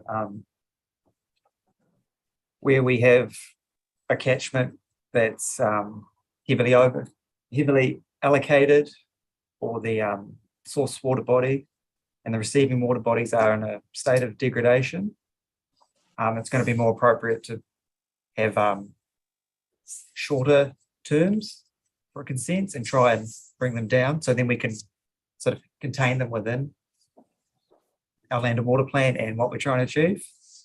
Whereas in a different circumstance, we may have a catchment that is not degraded, and it is either maintaining or achieving our environmental outcomes, and the actual activity itself poses a low risk and it's not going to degrade the environment, then perhaps using consent reviews would be a more appropriate method and not necessarily shorter terms. Thanks. Yep. Thank you. Michael Deaker. Thanks, Kate. Just a question for Sam about his use of the word industrial. Could you define what an industrial discharge is as against, for example, a large dairy shed? Would that be regarded as industrial discharge, or would it have to be something like a fertiliser works or something like that? Thank you for that question. You don't have to say. What I would say is, and I'm not trying to be defensive and not come up with a definition, is the wording in our recommendations is it's guidance. It's not necessarily the policy itself. So we don't necessarily have a hard and fast, or maybe we do, definition of industrial, but because our management principles are kind of going to cover it in a more holistic sense, it's sort of covering all discharges. But Councillor Deaker, if I can help, you've already given us policy direction on rural discharges. So this is everything that isn't with that. So this is basically the things that are happening in your TA, your fertiliser works, your meat works discharging to a stream. Demolition? Sorts of, what was it, sorry? Demolition? Potentially, yeah. Yeah, so it's all of those non-rural discharges, but we don't go so far as necessarily to define where they sit. We're just saying a discharge is a discharge, and we think we should treat them on the same set of principles. Yeah, okay. So, for example, in Cromwell, there are some urban-based wine production facilities who presumably have discharges. They would be regarded as industrial. That's right. Yes. Thank you. Okay. Cool. Thank you. Brian? Cool. Thank you. I remember when Professor Skelton sat there, not the last time, but On Zoom. Oh, that's it. Sorry. Yeah, Yeah, Professor sat yeah. there. And there was a lot of contention at this table about whether consent should be short-term versus, or this consent duration versus a consent review process. And I've got a question, but I like what's written here because it replicates what Skelton said, like on page 1.6. It says preference for short-term consent should be given where the target attributes, dates, limits, and environmental outcomes for key values have not been set in the LWRP. And that's what basically Skelton said. And that's why we've got to get on with this LWRP if people want some long-term surety. Or the second point was that if the environmental outcomes for second body are not being achieved and the water body is currently degraded. So that's where we immediately jump into short-term consents. And the consent review process, potentially where the environmental outcomes will sort of being achieved and the health of the water body is fine. And at the same time, instead of having 35-year consent periods, we're going to reduce down to a long-term consent will be between 15 and 20 years through the chair. Yeah. And the question? Yeah. My question is when the rubber meets the road, who does that and how is it done through the consenting process? So, an applicant comes in and with bated breath goes, are they going to give me 5 years? Are they going to give me 15 years? Just a quick sort of feedback on that. I might take that one. My consent's head on. It will be each application has to be treated on its merits. And so the consent planner will take guidance from what the plan says. Yeah. And there's also guidance in the RMA around term. The things that you need to consider when you're considering a consent term, and they'll consider the merits of the application and everything else. So you might get two quite similar activities in quite similar locations that get different terms because there's different considerations. So even with the policy guidance, there's no fixed number that will come out, even will be considered, but it is up to a consent planner and an applicant to argue their case. Cool. Thank you, Madam Chair. I'm happy to move the recommendations. Okay. Right, so Kevin? Yep. On page. Second. Yep. Thank you. Second question. 158, which is around electricity generation. Non-overall water policy, however, we may incentivise small and medium hydro schemes. So where is the definition of small and medium? Because on-site could be actually small and it would good scale. So where is that definition? How do we define small? So as I sort of said before, that's sort of where we actually start getting into the nitty-gritty of developing the options for the provisions. So this is more of a steer, and then we'll work towards actually defining that kind of scale. Yeah. Good. Andrew? Yeah, I had a similar question. It's around under the second paragraph of the guidance. Further information where the renewable energy generation comments are. Second paragraph, the bottom of the right-hand column, the national policy statement does not apply to the allocation and prioritisation of fresh water. So basically saying that the NPSFM is essentially the overlay with regards to an application to take water or small hydro. Yeah. Pretty much. Yes, more or less. It's sort of, that's the overlay, that's the overarching way that we have to manage fresh water. Yeah. And hopefully they explored that in Plan Change 7 quite a bit. So okay, thank you. it's also actually come up quite a bit with the Waiā River in Southland, because they've got their own piece of legislation, but it's really clear that it manages the infrastructure in the built form and doesn't deal with allocation. So there's another piece of similar legislation that does. Yeah, I've got the next. Thank you. Michael Laws. I'd hate this time to go by with thinking that, can I take you to page 155, that you didn't get a feedback from me. I've noted the recommendations on page 154, but now that we're drafting our own land and water regional plan, and I'm particularly talking to item number 2, so that's recommendation 2C. And then page 155, the bottom of that relates to the overall approach to drafting. So my questions are in relationship to that. Okay, so recommendation 2C, overall approach to drafting, page 155. Yep. Am I right? Yep. I've got some questions to ask. They're leading questions, obviously. Well, I suppose I'm asking this of you, Anita. I'm not a lawyer, but I'll try. Okay, we're proposing our own land and water regional plan, correct? Yes. So it can reflect the community and the environment in which we live, and has the ability to be quite unique in that concept. Is that all right? Yes, it absolutely will have an Otago context to it. Yep, sure. So, you know me, I've been arguing the same thing for the last 5 years. Why can't we put into a land and water plan, and particularly the water part of that plan, granting long-term consents, but with the ability to change those consents should environmental issues or related issues impose.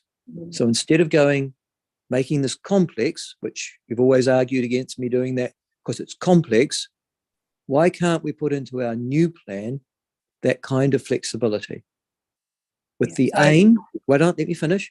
Sorry. With the aim of ensuring stability for those applying for consents from a farming or horticultural background, at the same time that if circumstances change, we can reflect those circumstances in the change conditions of consent. Can I just ask, just checking with you, you're talking when it's 20 to 35 years as the change? Well, no, at the moment, the recommendation from policy staff is 15 to 20. Yeah. I'm arguing why can't it be longer than that?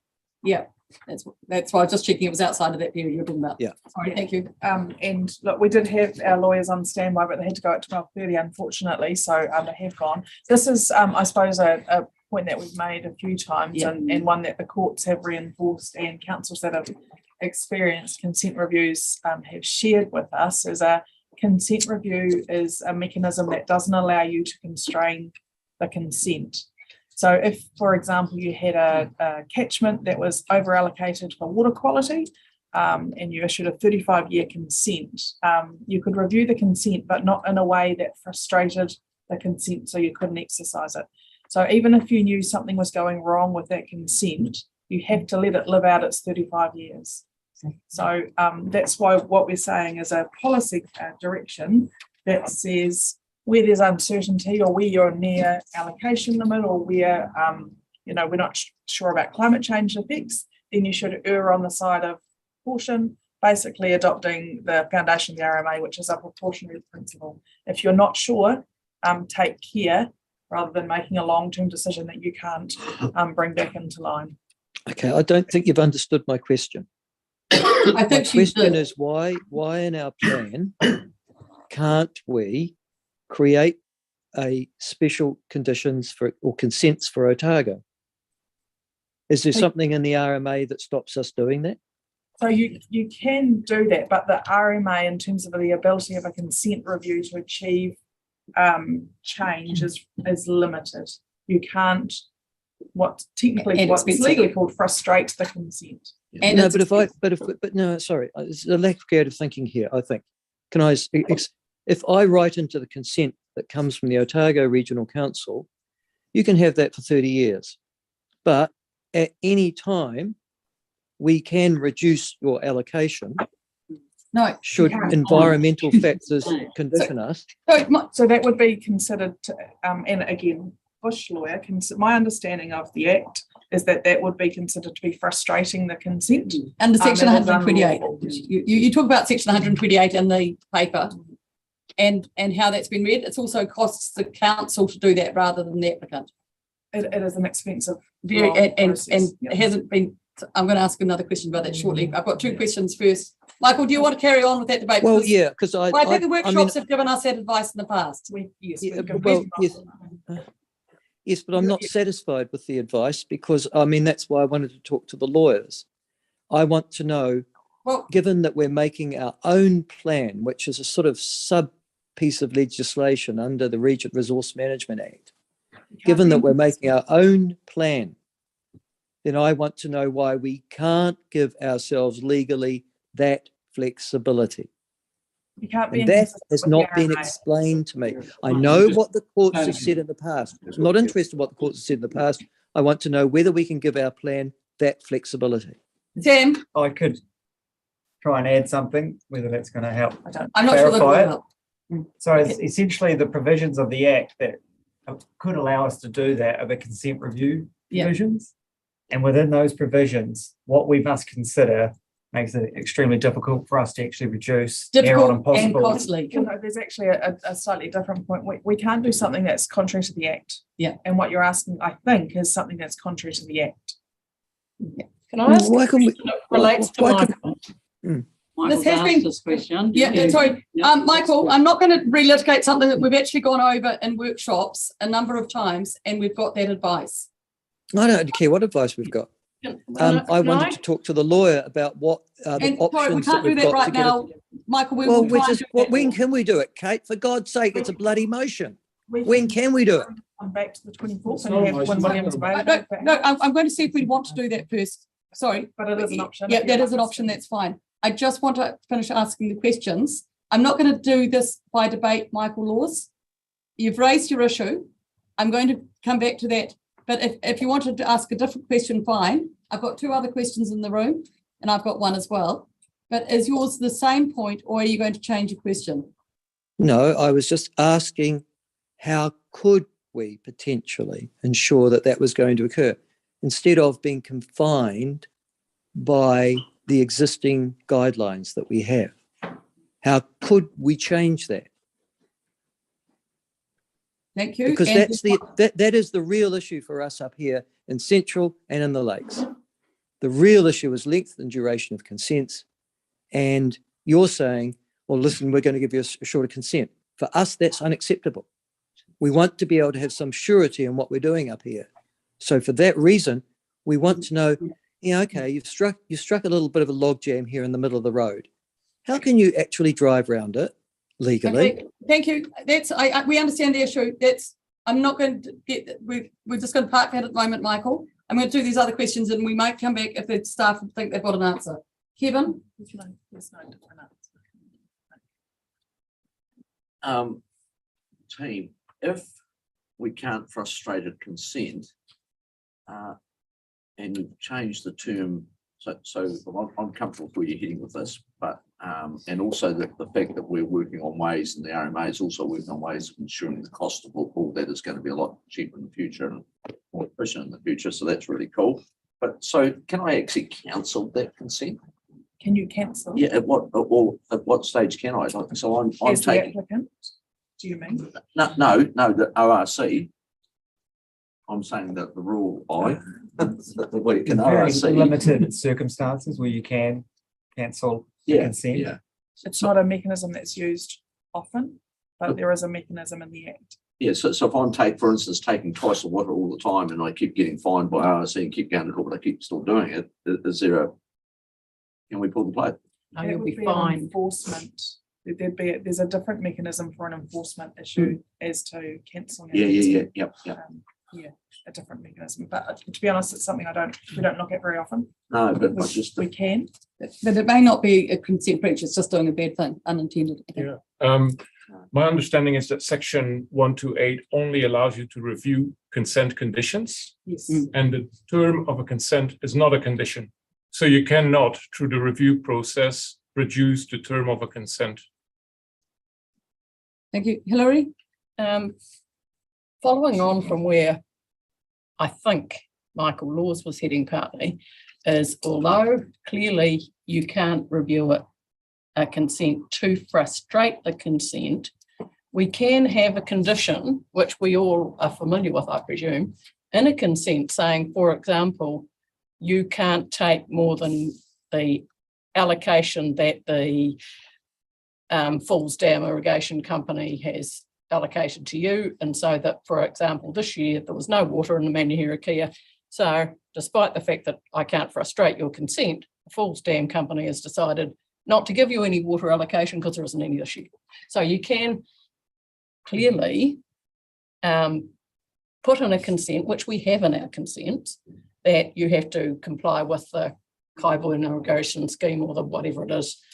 And that has the effect of arguably frustrating your consent because it just isn't any water there. So it turns out, like the fishing quotas you've got a quota, but if there isn't any fish, they can decide how many isn't allowed to be.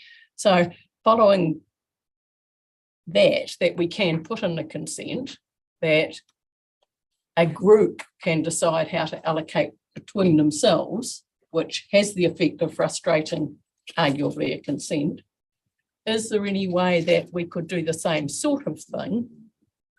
Yeah, I hear what you're saying. I think what you're saying is sometimes the environment doesn't let you exercise your consent, which is not the same as reviewing a consent to frustrate it. So, for example,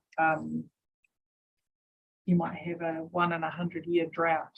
That means nobody can exercise their consents in a year because there's no water in Yes, no, but it isn't the environment preventing you to. It's the Falls Dam Company having agreed that.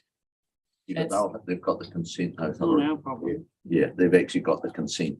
And Anna Gillespie hasn't got the consent, say, or any group taking water from Falls Dam. The Falls Dam people have that consent. Do they? Well, that's. I don't think they do. Yeah. Noit does. Look, because, well, I think the problem anyway, here I'm saying that there are, although the environment is the overall cause of that there isn't enough water, we have got written into them the man-made control of that in those. I think you're simplifying the issue here. Is often these consents come along, you grant them with the best of intent at the time, an unintended consequence happens and you can't do anything. And that's often where I think people are finding this frustrating. You've got 35 years, but you can't deal with. But you might be able to flow that may be different. I'm just wanting to tease out Michael Laws's question. Is there a way, as we do with those allocations, especially we might find something different. Like I think you have given evidence about the Manihirakia being over allocated. And now we know, for example, that there's 10% less permits been applied for than, or water been applied for than and that might still be over allocated, or it might not be, or we might look at it and say it's no longer. So we made a decision based on allocation and things. Is there any way we can have a longer term consent that allows us to respond to things as we do with the with the division of allocation in the middle of that? I think it's worth having a look. That's all. An applicant at any time can put up a condition that may give them a longer term if they open up a condition to do that. The problem is it often is at the behest of the applicant to do that. You have to have set rules that set a norm, and then there can be that flexibility in there in that process. The problem is the consequences are often unintended and you just don't know what they are. Not saying it's perfect, I'm just saying that there seems to me the ability to in consents to do something that has the effect or not of actually frustrating them. Madam Chair, I asked the motion. But I haven't accepted, I've got the motion. I'm actually going to let this, I've got a question to do as well. If that's it. You can do ask procedural motion. Procedural motion, don't have a second.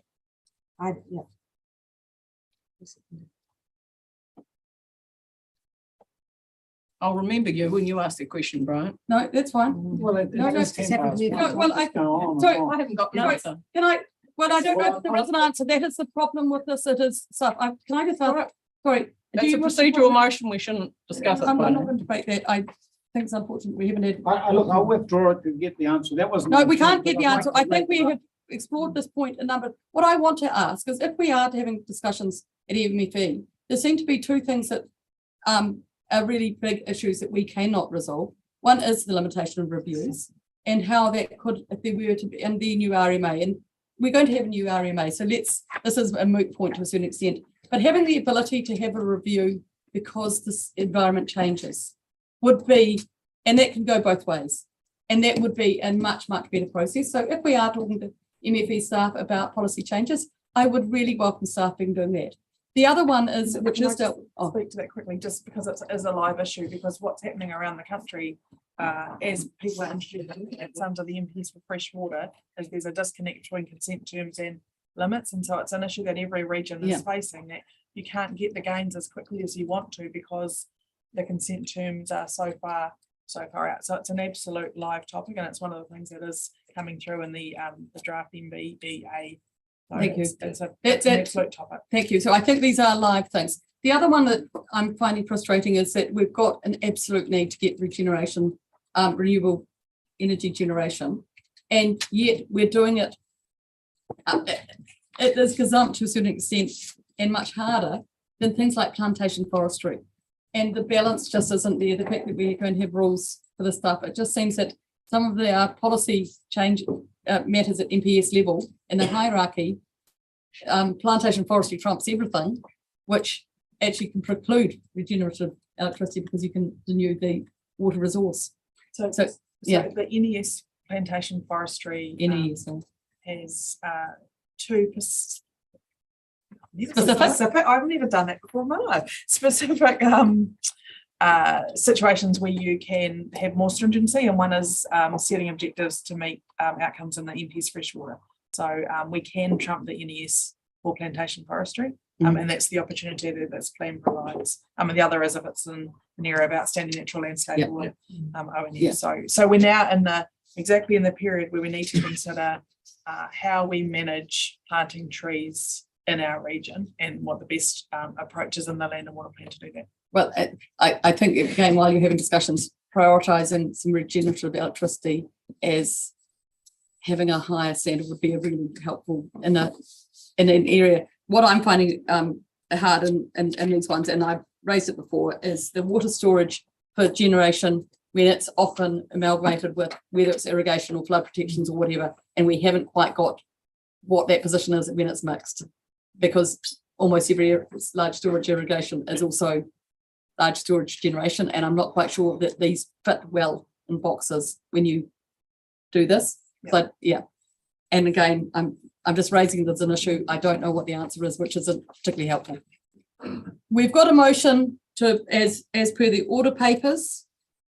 It's Brian, do you wish to talk to that motion, seconded by Gretchen? Yes. I'll just make 4 brief points. There's been a lot of discussion here, debate here, about the overarching principles. These are overarching principles that will be integrated into the LWRP. There will be different time slots and opportunities for people to submit and put their argument for and against. Thank you. My second point is that this whole issue around not frustrating the consent, it cuts both ways. The fact that you cannot frustrate a consent actually protects, for example, the irrigator. So the irrigator can invest with some type of confidence. If they break their consent conditions, they need to address those. But at the end of the day, you know, their financial surety. So it cuts both ways. The ability to circumnavigate that is actually not what they want. And so at the end of the day, it cuts both ways. We've previously had consent conditions that go for 35, 40 years. Those are days of the past. This is a compromise between 5 years and 35 years, say 15 to 20. It's not just us. This is national practice, best practice. And so we're locking in to best practice. And what I say to people, irrigators and so forth, that say they want a long-term consent, which in new speak is 15 to 20 years, the first thing that this council needs to do and the community needs to do is tick off the LWRP. So we need to get on with that. And that's not a new story. And we need to avoid degradation of our environment. So we need to tick both those. Once we tick those, then people can get their long-term consents and we can move forward with some economic purpose. It's all sorted. It's all about priorities. It's all about steps. Thank you. Thank you, Michael Laws. I have to say, I think most of that was nonsense. For a start, what we are deciding with number 2C is, and I think it needs to be read, Brian, the approach with respect to the use of short-term consents and consent review processes in the proposed land and water regional plan. It's what we're going to do going forward, not what's happened in the past, and far from protecting irrigators, and in actual fact leaves them in an uncertain future. You know, which is it, 15 or 20 years? That's a 25% difference in consent review. What are we promoting today? I don't know. Process. It just says 15 to 20 years. Which of those is it? Because there's 5 years, a hell of a lot of difference in terms of the farming community. But we won't define that. We'll just carry on the same bumbling, vague way we always have. And then the RMA, it is true, is being reformed. Thank God for that. But I would have thought that this was prime issue number 1 for us, or one of the prime issues anyhow, in terms of how we lobby. There is nothing in this resolution to say we've identified this problem and we're going to specifically lobby on, for example, the ability for ourselves to be able to change consents if circumstances apply, which is all we've asked for. And to be fair, which is the calm and logical and creative way past an intractable problem that's been set up over the last 31 years, mostly by the courts. I was in that parliament in 1991, and we could never have envisaged that it would be interpreted by the courts this way. I love the idea of best practice. Best practice isn't what other regional councils do, Brian. Best practice is the best and most optimum outcome. And best practice in this particular case would be to give ourselves a flexibility moving forward. The ability to say, on the one hand, we can give you surety with your consent that if the circumstances stay as they are, you will have this application for 25 years, even 30. But on the other hand, the flexibility to say, my God, things have got really bad. Sorry, guys, we're going to have to change this, and to give ourselves that applicability as well. And frankly, that's the common sense solution here. I can't vote for 2C I note what iwi said on this, and I totally agree with them. We need flexibility on this issue. This 2C does not give us that approach. Thank you.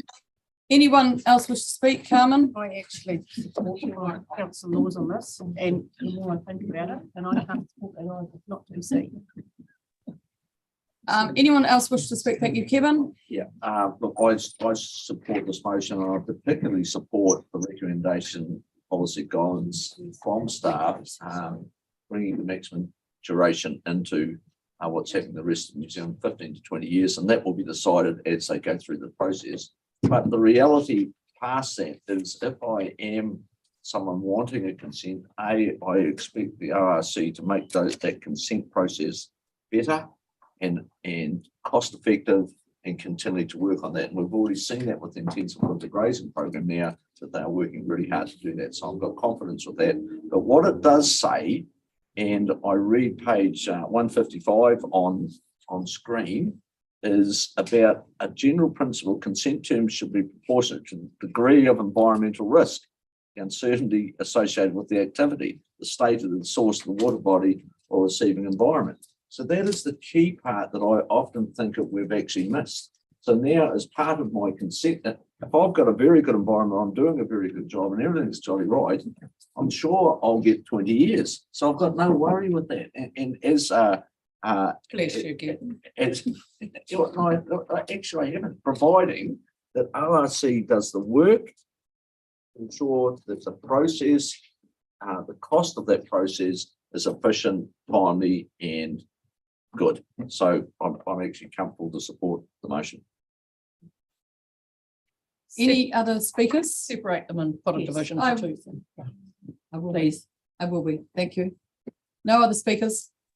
And right of reply? No, I've said all I need to say. Thank you. Okay, putting number 1 first, which is just note to report. I'm not going to do a division for that, if that's all right. All in favour, please say aye. Aye. Against? Carried. Second one is adopts the recommended policy guidance 4, and I'm going to put A and B together here, I think, because I don't think there's any comment about that.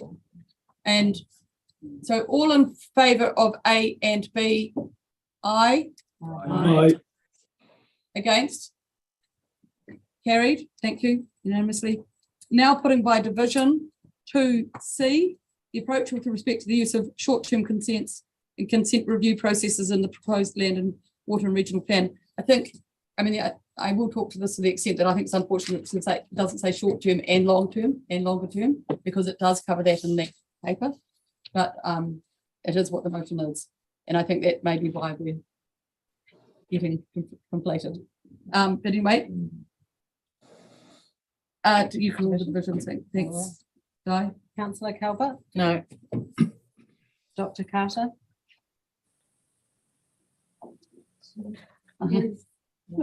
Sorry, Councillor Decker, Aye.